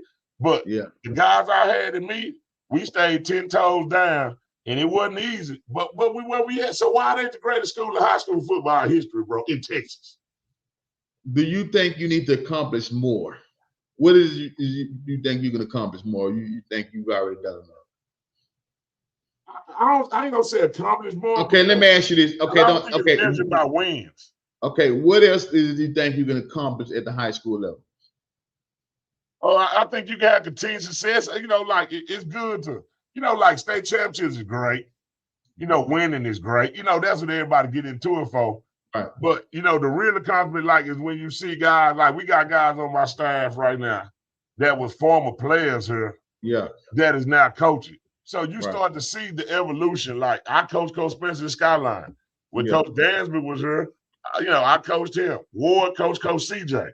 So now when you see them guys, you continue to grow older, you see the guys that you coach start to step in, and you hope that you help steer them in the right direction for one day when they got to come back and get the next person out. Like Anthony Wallace going to be over here with us this year. So it's different people. So that's my more thrill right there.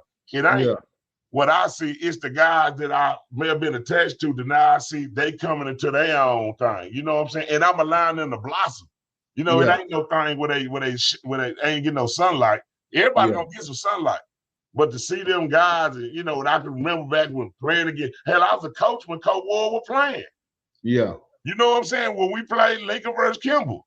You know what I'm saying? So probably when you was out there, I was coaching when we beat y'all. Y'all folks. I've been traumatized since y'all beat the Lincoln and Lowe's in the third round. Y'all folks.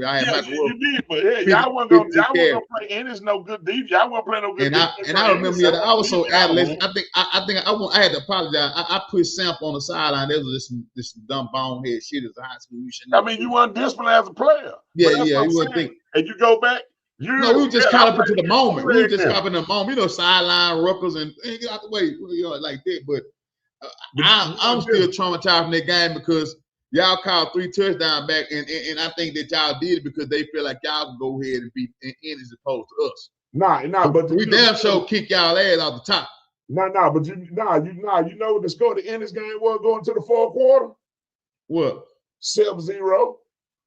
Well, y'all stood the test of time, but y'all didn't get over there. They beat us 28-0. They went to work that last quarter. Yeah, I'm trying to tell you, man. But I'm saying that to me. But I'm saying that small potatoes. We'll be talking about some organization, some major shit. You know what I'm saying? Like, Brian, we used to be like that back. We was like in the drug game. Somebody say they were selling nickels and dimes, and now the maze on here. we moving corporate dollars, and you start talking about we stand on the corner. Flipping nickels and dimes. We up here, man. We flying private jets now and stuff, man. We ain't on no regular shit. Yeah, it's shit revolution. You got to be televised. Hey, but that's nothing like you say, Comay. Who better can instruct somebody doing a stretch that we had than a guy who did it in his sport? Right. Like when he went 4 in a row. Right. Yeah, man. But do you count the one they took from him? If you hooped on the court and the final buzzer said you won, man, all the other shit don't matter. They should never let you make it that far. I can't give it to him. I can't. Why give not? it to him. Just because. Do you count Reggie Bush and them championships? Yeah. Well, they took it back. Hold on, but it's a difference.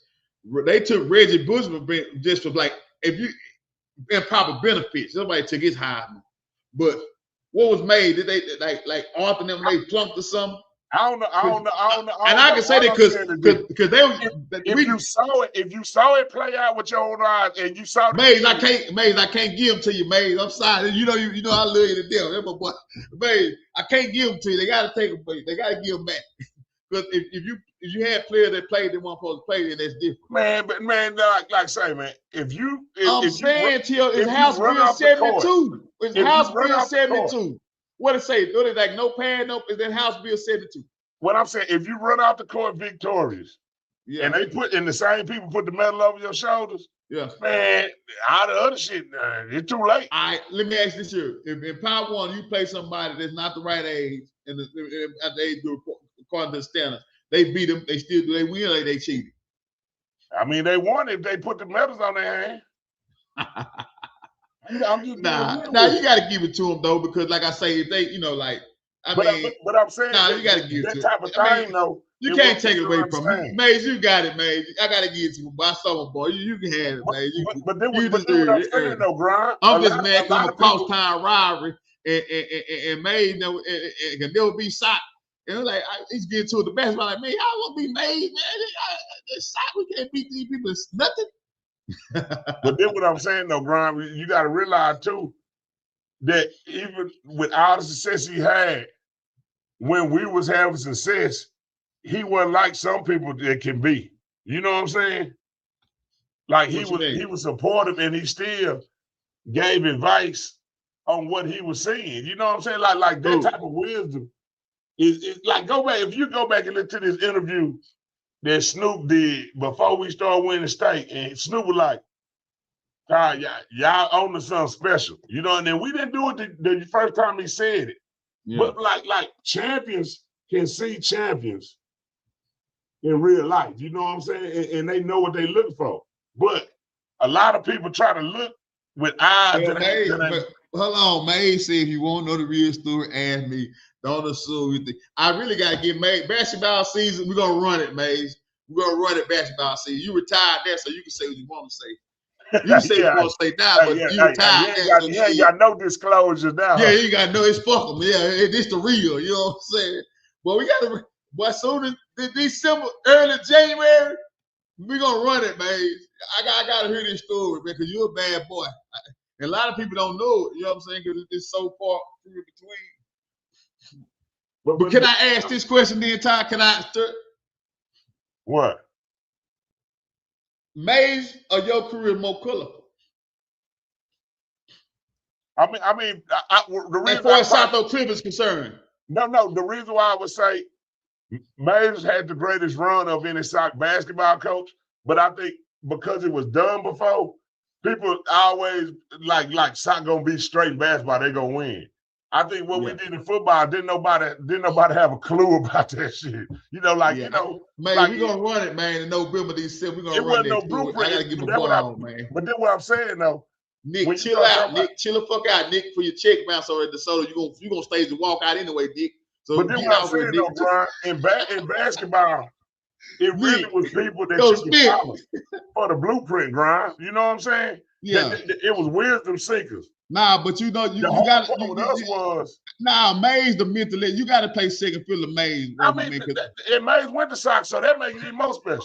Yeah, but it's a different sport. What I'm saying, though, Brian, what I'm saying is, in that particular sport, they have a lot of people that they can lean on that experience what they was trying to do before they even got there. And like the thing about football is, who could you really ask about in the football realm what it's like to win a championship? You probably Freddie James. I mean, yeah, like I'm talking, you talking one. So I'm saying in basketball, you had a lot more pillars from Earl Henson to a lot of coaches. You know, Coach Kidd is one, Coach Bishop, Coach Mays one did a 4P, Snoop, Goree, Tubbs. Nick done won 3. Goddamn, whoever the coach was, the head Chris back when they won. Love done won one now. You had to win because Mays had already set the foundation of a win as far as basketball. No, but I'm saying that's been a South Oak Cliff pillar for a long time. Is basketball. You know what I'm saying? Like that. Well, he gave you flower. He said you're the most colorful and significant. Because really, it's really a president what you've done though with football. I think it's harder to win than for the match. No, but no, what I'm saying is hard. I think it's hard. Our sports is hard to win, especially win championship. What I'm saying is we didn't have a pool of people that experienced what we were trying to experience in the sport. So I learned a lot more from basketball coaches too. Like I told somebody this weekend, I'm talking to them. I watched Richard Bacon, the structure he had at Lincoln, and I know the hard-headed kids he was dealing with, but the structure he had to get them there in the morning when basketball practice start, and they did a whole 2-hour routine, wasn't touching no ball, like that's some structure. Right. I watched Leonard Bishop personally, like the time clock, the segment clock, how they would move from drill to drill. That wasn't being done in football. Right. My knowledge in Dallas.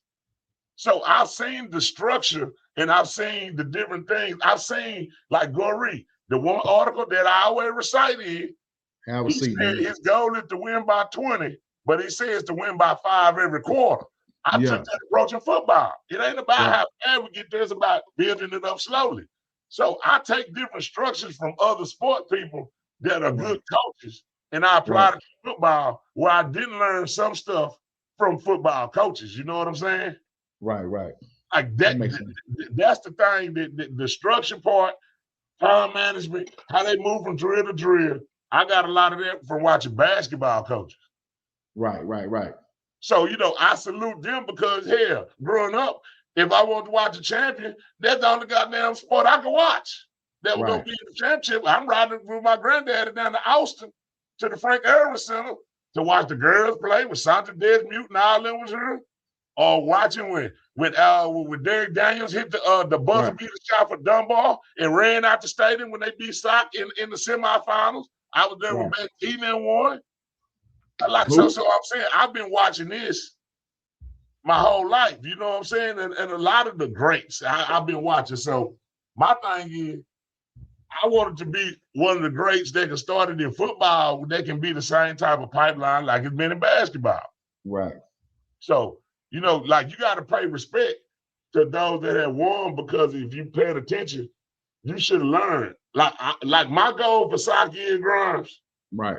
I want to be Goree Johnson in 2042, riding on the front of the bus in my reserve seat, and I ain't coaching this stock no more. Yeah. And if I don't like some shit, I'm gonna say what I don't like. Yeah. And they Goree got their pool. But I'm saying, but when you start talking about the culture of a program, that's decades. So now you're talking about from the 80s to today. Like, it's only been 2 programs in Dallas that I think have played for titles that lasted the test of time. And that's Lincoln Girl Basketball and Kimball Basketball. Sock has had their spurts and their runs, but them 2 programs have kind of been in contention. For a long time now. And that's how I hope Sock football is when I'm gone. Yeah. You know what I'm saying? I don't want it to be like, oh, Todd left. Oh, that shit don't win no more. That ain't what I want. I want it to go on where it'd be like, I remember back when this thing first started, back in 2021 and now 2062, and Sock done won 10 titles or something during that span or something. Well, if you don't do nothing else, you've done enough. I just think right now you want to ride off in the sunset on your own, recognized as a winner. You know what I'm saying? Nah, it ain't, man. It don't matter how you go out the game because every win ain't the greatest thing, and every loss ain't a fatality. Well, it's not. It's not that, but like people want to go out on top. You know what I'm saying? Because people don't want to. You know what I'm saying? Go out at a bad memory because it's gonna supersede what you saw. No, it ain't like that. That's a part of the game. You lead the game when the game tell you you tell the game, you know what, I love what everything you done for me. It's time for me to move on to other things in life. When that moment comes, whether that's to go to this place or that place, maybe I can run for the mayor on Maxie ticket. And me and Maxie would run for the mayor. I run for the assistant mayor, he'd be the head mayor. And it's Todd and Maxie. Maybe he run for the governor and I'll be the mayor then. Let me ask you this, man, because we got to wrap it up in a few. We ain't got to wrap it up. This is my show. We do, man. I got to be somewhere. Do you think if for any chance you could go back and win a state title at Lincoln? If I'd have won a title at Lincoln that year with Eton now, no matter what I did the rest of my coaching career. No, I'm saying, do you think now at your coach, could you leave Shock and go to Lincoln and win a state title? It'll take you a little bit longer, or you I can make it. Yes or no? I mean, I don't know. Like, see, the demographics is demographics different. Okay, let me ask you this. Let me ask you this. Okay. Let's just say for the last 5 years or slash year. Yeah. Is the athletic prowess and the athletes better in the Oak Cliffs area than South Dallas? From where you from? Yeah, it's a much bigger pool. You got to realize Lincoln don't have the amount of kids it had.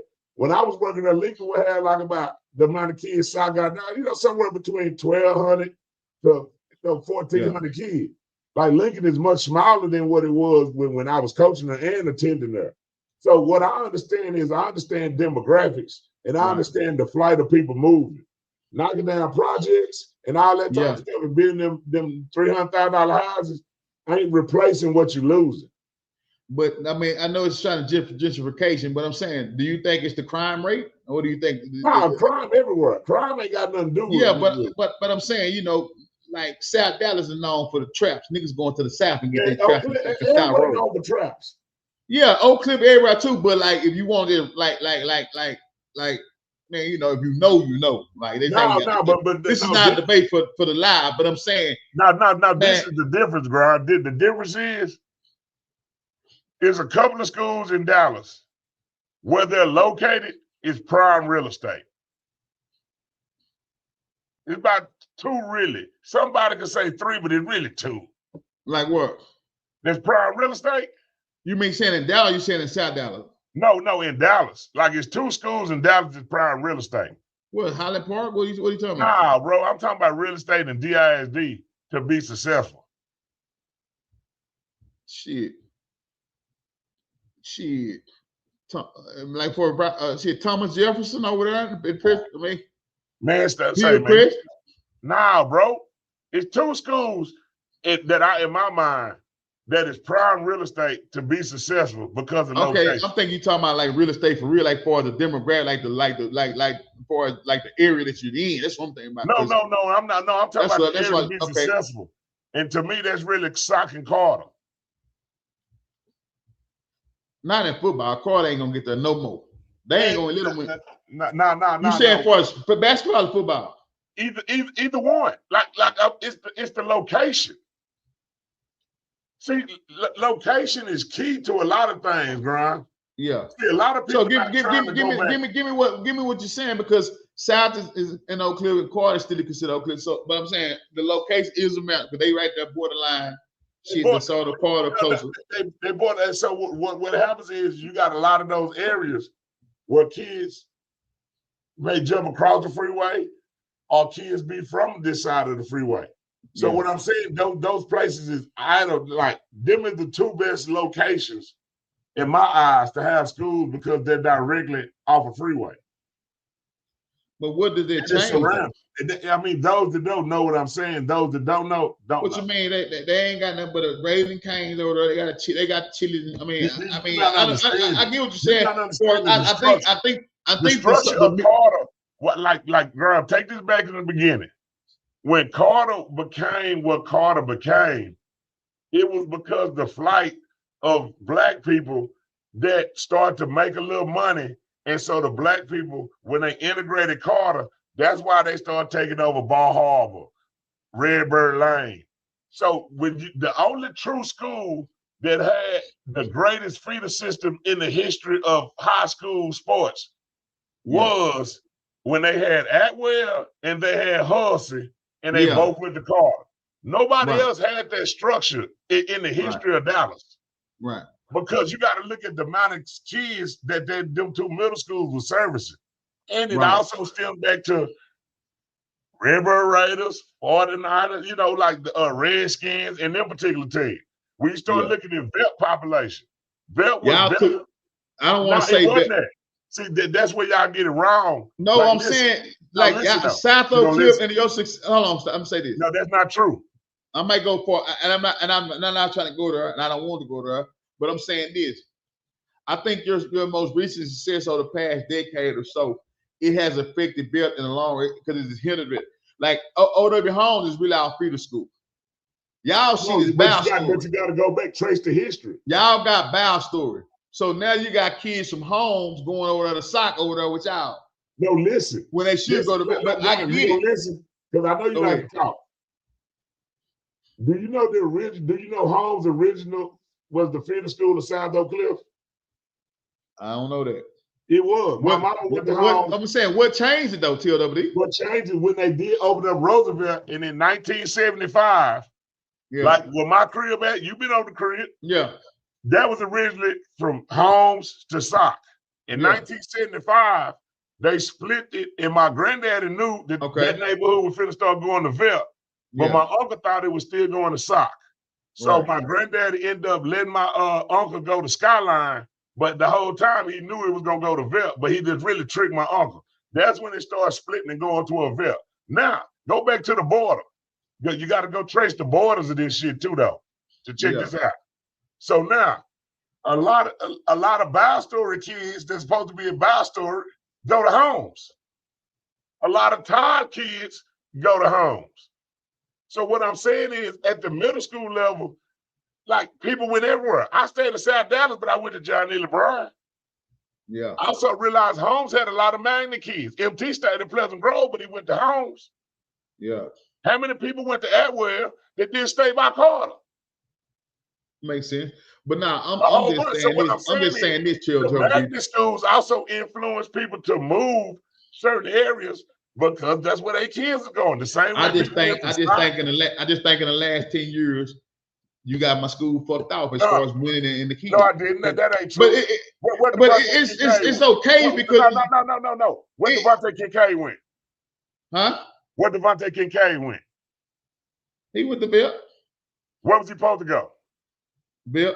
I don't know. I don't know. Devontae Kincaid didn't go to Bill. I'm talking Skyline about or somewhere. He went to Skyline. Where was his brother and them at?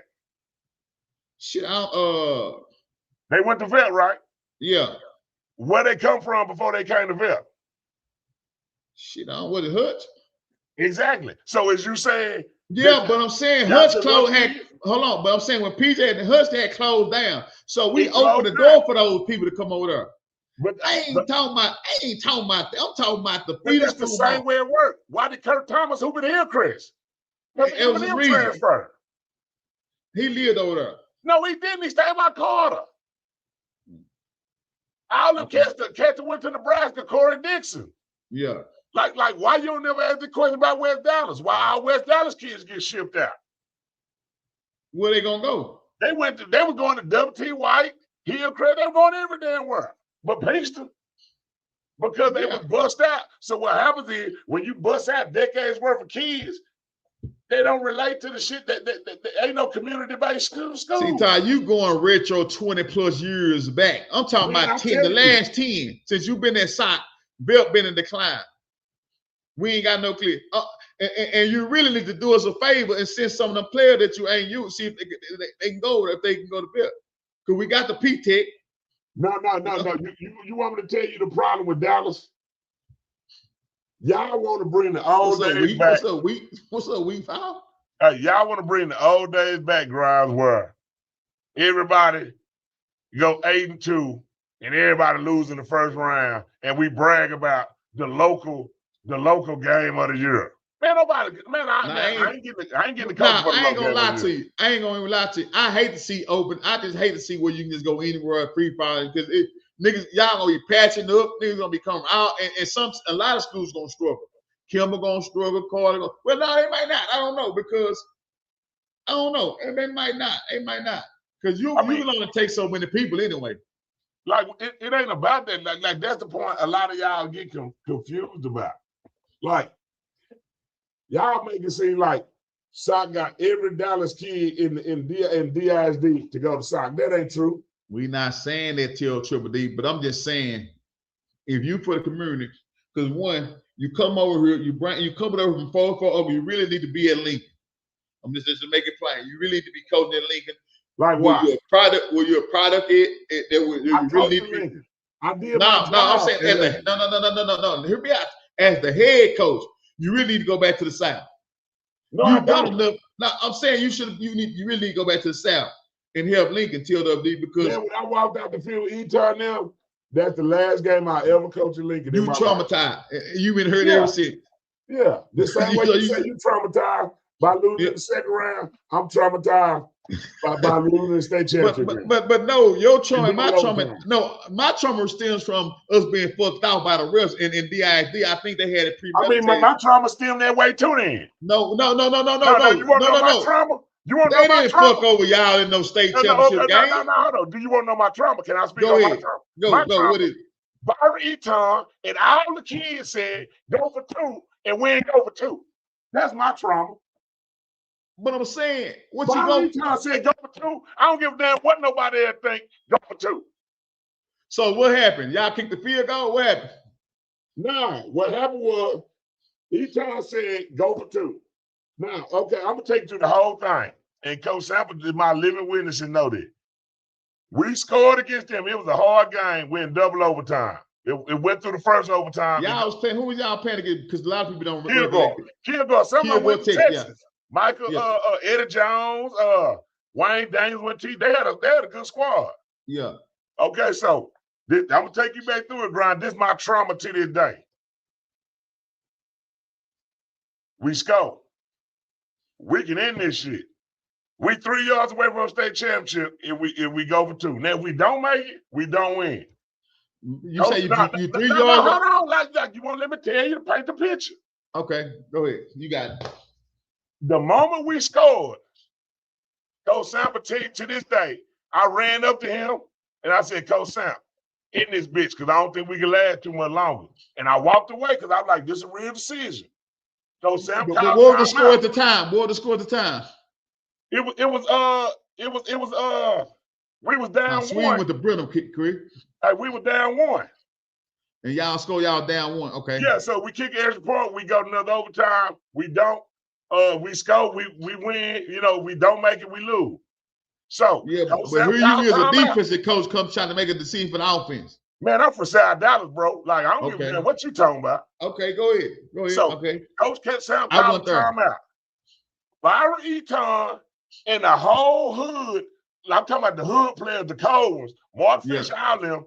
Byron Eton walked up to Coach Sam, looked him in his eyes and said, give me the goddamn ball, I'm going to eat this bitch. That was his exact words. Yeah. I'm like, shit, I ride with Byron. Yeah. Then we had 2 new coaches that helped build the program, Coach Sands and Coach Carter. They walked up to Sam and was like, oh, we got to do, you got to play the numbers game. You got to kick the ball. You got to do this. Yeah. You got, Nah, it's no glory that time, especially if you can't. But I understand the logic. That's why I said it was a hard position as a head coach in. Do you play the logic or do you be like, hey, we ain't never been logical no way. Byron Eton say go for it. In my mind, I'm like, I would have trusted Byron. Byron a bad boy. If Eton say give me the ball or we finna go for it, then I'm gonna ride with Eton over everybody else. And you ain't been able to leave that shit down since. I ain't never let it go to this day. Like that really hurt. You know what I'm saying? Because that was my 10-year reunion class. Like, yeah, but damn, Todd. What happens if he gets stopped? What happens if he gets stopped? I can live with Eton. If Eton gets stopped with 3 yards to go, I can live the rest of my life with it. Okay, there you go. So that's what I'm saying. So when I said that, and then Coach Sam, he talked to Coach Sands and Coach Carter. They said, they had talked. And them kids were looking, and them kids, I ain't gonna say the words they were saying, but them kids was cussing them out like, basically like, man, them motherfuckers ain't for South Dallas, man, such. Now go for this shit. And all the kids are like, go for this shit, coach. Y'all ain't, and what y'all ain't focused them coaches since then. What are you coaches at now? They still coach. They were good dudes, but I understand the logic. What they coach at now? I don't know what Coach Carter, Coach Sand, Coach in Lancaster. Oh, okay. But them kids wanted to go for 2. And I'm saying when that's like if you a vet and PJ McNeil say something, like, come on, bro. Yeah. Like Vince Young come to the sideline and say something, I'm like, shit. And like if we lose with Vince, let us lose. Leave it alone. And I'm telling you to play, we would have called tackle over right, planting right, 46 power. We've been run behind Briscoe, Kareem Muhammad, and we would have gave that ball to Gerard Sneed with Bronson blocking the fullback, and Sneed is the one that got Byron Eaton to come back out there and play his senior year. The Byron wasn't going to play. Yeah. Gerard Sneed got Byron out there, and Gerard Sneed was going to carry us over that goddamn 3-yard mark. I put my life on. Yeah, that's a tough one, like man. this. So I'm saying, to me personally, that's what always hurt me, is because when I saw Byron Eaton say that, I'm like, I got around Eaton like. So you telling me that's the reason your Trump, you ain't never gave a damn about going back to the South because you traumatized from it? No, it ain't traumatized, but I'm saying I understand life moves on and life advances. You know, like so with the Skyline, it was a new challenge. You know what I'm saying? Yeah. But what I do know was, to this day, Byron Eaton, he's probably the best player I've ever coached, and he was a grown-ass man playing with boys. From freshman on up. And when I got a player like that, look in my eye and tell me something, I'm leaning out on my own faith. Like I'm be like, shit. And I don't got no business wearing this sock hat, but I was there, so I got the word because I'm a better alum. I really don't. They crucified me for this. You know what I'm saying? They crucified me for running. I ain't got no business wearing the hat because, you know, as a blue blood crosstown rival, you don't supposed to do it. But that's why we got Death Row apparel, we got Mecca apparel. Yeah. But I'm saying I want to add, I want to make this plain though, TLWD, before we get out of here. I just want to add. You don't think your success has helped trigger part of the downward spiral of Roosevelt? No. You don't? No, I don't, because I understand the makeup of how things are. I think Roosevelt's probably success, probably like lack thereof, probably stems back to before I even got the job. I think it goes back to some shit before then. See, I think what happened with a lot of schools here in Grimes, some people think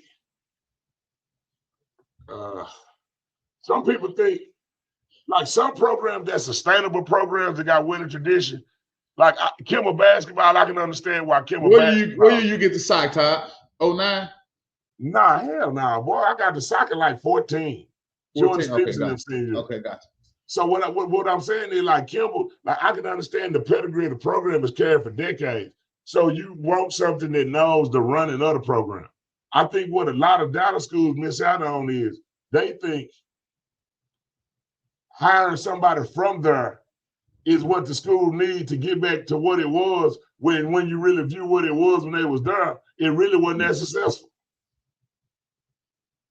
And I think sometimes an outside breath, and I'm not saying just in Dallas, I'm just saying sometimes an outside breath, like it may be somebody that went to TJ that could be a hell of a coach in soccer or something, you know what I'm saying, at a different school. But a lot of times we get caught up into, we want our partner, we want our homeboy, to be honest with you. And sometimes your partner, your homeboy ain't the best thing. Sometimes you need people to come in and piss everybody off in order to get things successful. Right. You know what I'm saying? So if you look, like I'm gonna use like examples, you know, like Carter had a decline, you know, like Kimball had a decline, what I think probably went back to, I think when Chester Barnes was the coach. I think that's kind of where it fell off. And I think the Lark dude or whatever, or the other dude that took it over, I think he kind of got it going back right, but it never really got back to, but then when you say get back to, what was the standard of it getting back to? Right. You know what I'm saying? So that's my thing. So like if you look at, I think what people need to do is go retrace people that was the head coach at the school they went to and show me the success or show me the failures. Right. Like when I like Kimmel to me changed when Daryl Jordan went there and from Lufkin. That's the furthest Kimball ever been in the playoffs in the history of the school. Now, I'm pretty sure Daryl Jordan probably pissed a lot of Kimball people off. But if you go back and really trace, that was the most successful it's been. So sometimes you got to find people that maybe know what success or a successful coach going to come bring to a program at a particular school. And then every school got a different level of what success is measured. Everybody's standard of success ain't state championship. Some teams that may be making the playoffs. Some teams that may be going a couple rounds deep. But everybody's not gonna be a state championship contender at every fucking school. You know what I'm saying? Right. So that's my thing too. Some people it may be about being 500. That's success. Right.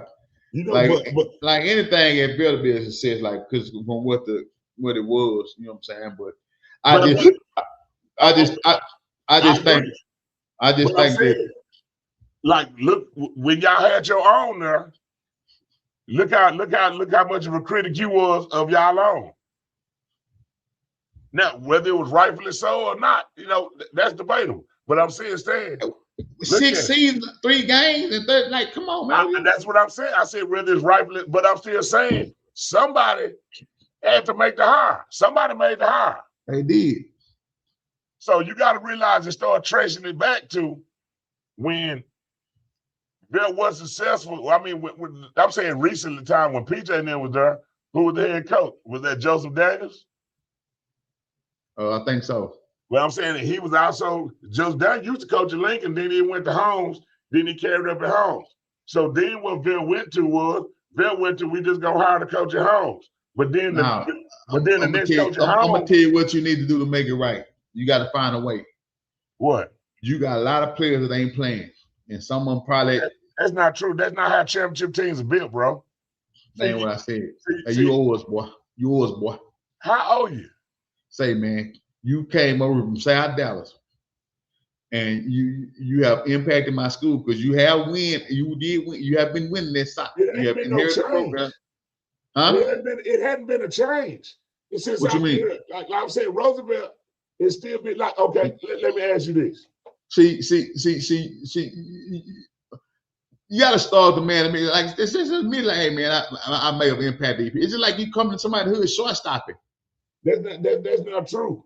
That is true, T.O.W.D. No. What I'm saying, Sock has never played Roosevelt since I've been in high school. I mean, since I've been coaching her. Yeah, that's because the district changed, the population changed. That's because all of them go over there now, and now we're a lower classification now because they went other places. That's what I'm saying. What I'm still saying, I'm saying that decline had happened before I even got over here. Okay. Yeah. And I was in Skyline. I wasn't thinking about no soccer Roosevelt game. Right. I mean, they're being real with you. Now, if you go back to the past, I remember when Tootie played Verde at the Cotton Bowl in '94. I remember when Endo was number 44 was a fullback. He run the hell over the people and shit. I remember a lot of that shit in the '90s. Because Vet was a respectable, like a good program that was ranked in the '90s. But them times have been over. Like, don't act like that was still the same Vet when I started coaching the soccer. I would love to have a soccer. We'll intervene this next Monday after I get mud out. What do you want the team to know about your outlook for the season? What do you want the people to know about soccer coming up? Man, I mean, we in the process like we is everywhere, man. You know, when you're successfully doing something, Grimes, it's a process. You can't cheat it. You don't got to find an answer. We just working. That's all we do. We just put in work, and then we let the days stack. And at the end, it's gonna pay off, or we're gonna learn a lesson from it. Either one or the two. My greatest defeat has been my greatest passion and reason for growth. Right. I'm proud of you, Taylor. I got trivia before we get out of here. We're going to end it on the trivia because you're a wise guy. This is our Roosevelt question. Nah, I just got random trivia just for you because I know you're a historian. You're sharp. Yeah. Winningest Texas basketball coach in Texas high school history. Shit, it's probably Dunbar. I said the coach name. Robert Hughes. It's Hughes. What is the capital of North Dakota? Man, shit. I don't know. Nobody knows North Dakota. Man, all the services and almanacs, you know the capital of North Dakota. I don't do geography, man. I ain't do all that, man. But it's 5th grade social studies, man. Man, I don't want to. Is it Sucan Falls or something? Shit, I don't know. Be smart, man. Man, I don't do no geography, man. You don't be asking nobody else no geography questions. Yeah.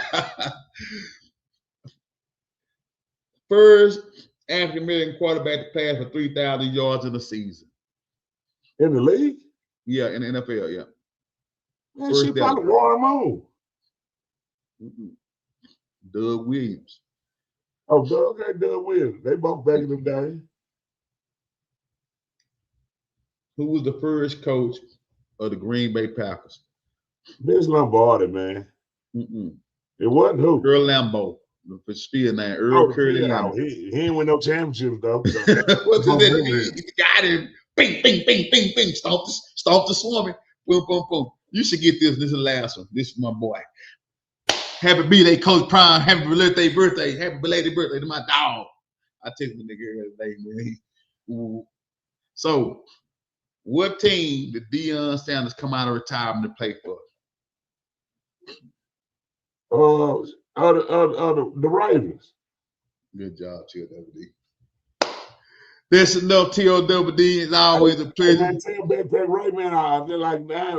Like he don't holler at me no more, man. I can't get no. Yeah, I gotta call him. Me and Ray gotta have a sit down time. I call. He's so funny at me. Yeah, I get. Yeah.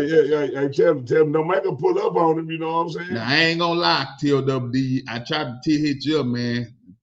Prime called me like he was gonna try to bless y'all with some shoes. Like this glad we're gonna call you, but you know you have to do the thing. So he say he could. I mean, it's a conflict, I guess.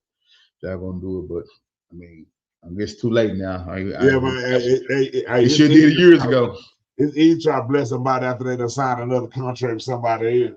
Yeah, yeah, try to start some shit, man. Yeah. Hey, you could be like, dang, man, I was just finna see y'all. Yeah, I was just finna, man. Yeah. Play soda, new interim coach at Pinkston.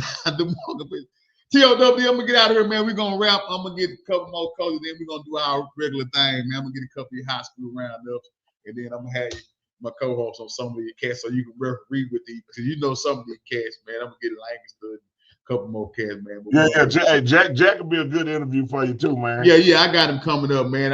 You gotta have me handle that, TLWD. We out here, TLWD. No, I want you to start getting some of them coaches that ain't really from the area. I want to see if they can handle the Grimes. I'm gonna see you a list of guys to hit up. Yeah, send me a list here though that we're gonna make it happen for our stuff so we can get it on, man. Yeah, I'm sure Mike can probably give you a list of a whole bunch of messy shit to go do. Oh yeah, you ain't bullshit. I think the Queen calling, man. Go on, get it on, man. We're gonna wrap. All right. That is another segment of Grimes Time. Y'all catch me this Thursday. I'm gonna do another add-in segment for another coach. So I try to get some of these high school roundups locked in. I'll keep y'all posted for Thursday, but that's another segment of Grimes Time. Please go to my YouTube channel at Grimes Time. Please like. I'm trying to get my subscribers up, man. I'm trying to build. But please like, subscribe, share. Appreciate y'all for tuning in. And you know, I always know it don't cost me nothing to be real. And you know, where smoke, it may be fire. Yes, Lord. I'm out.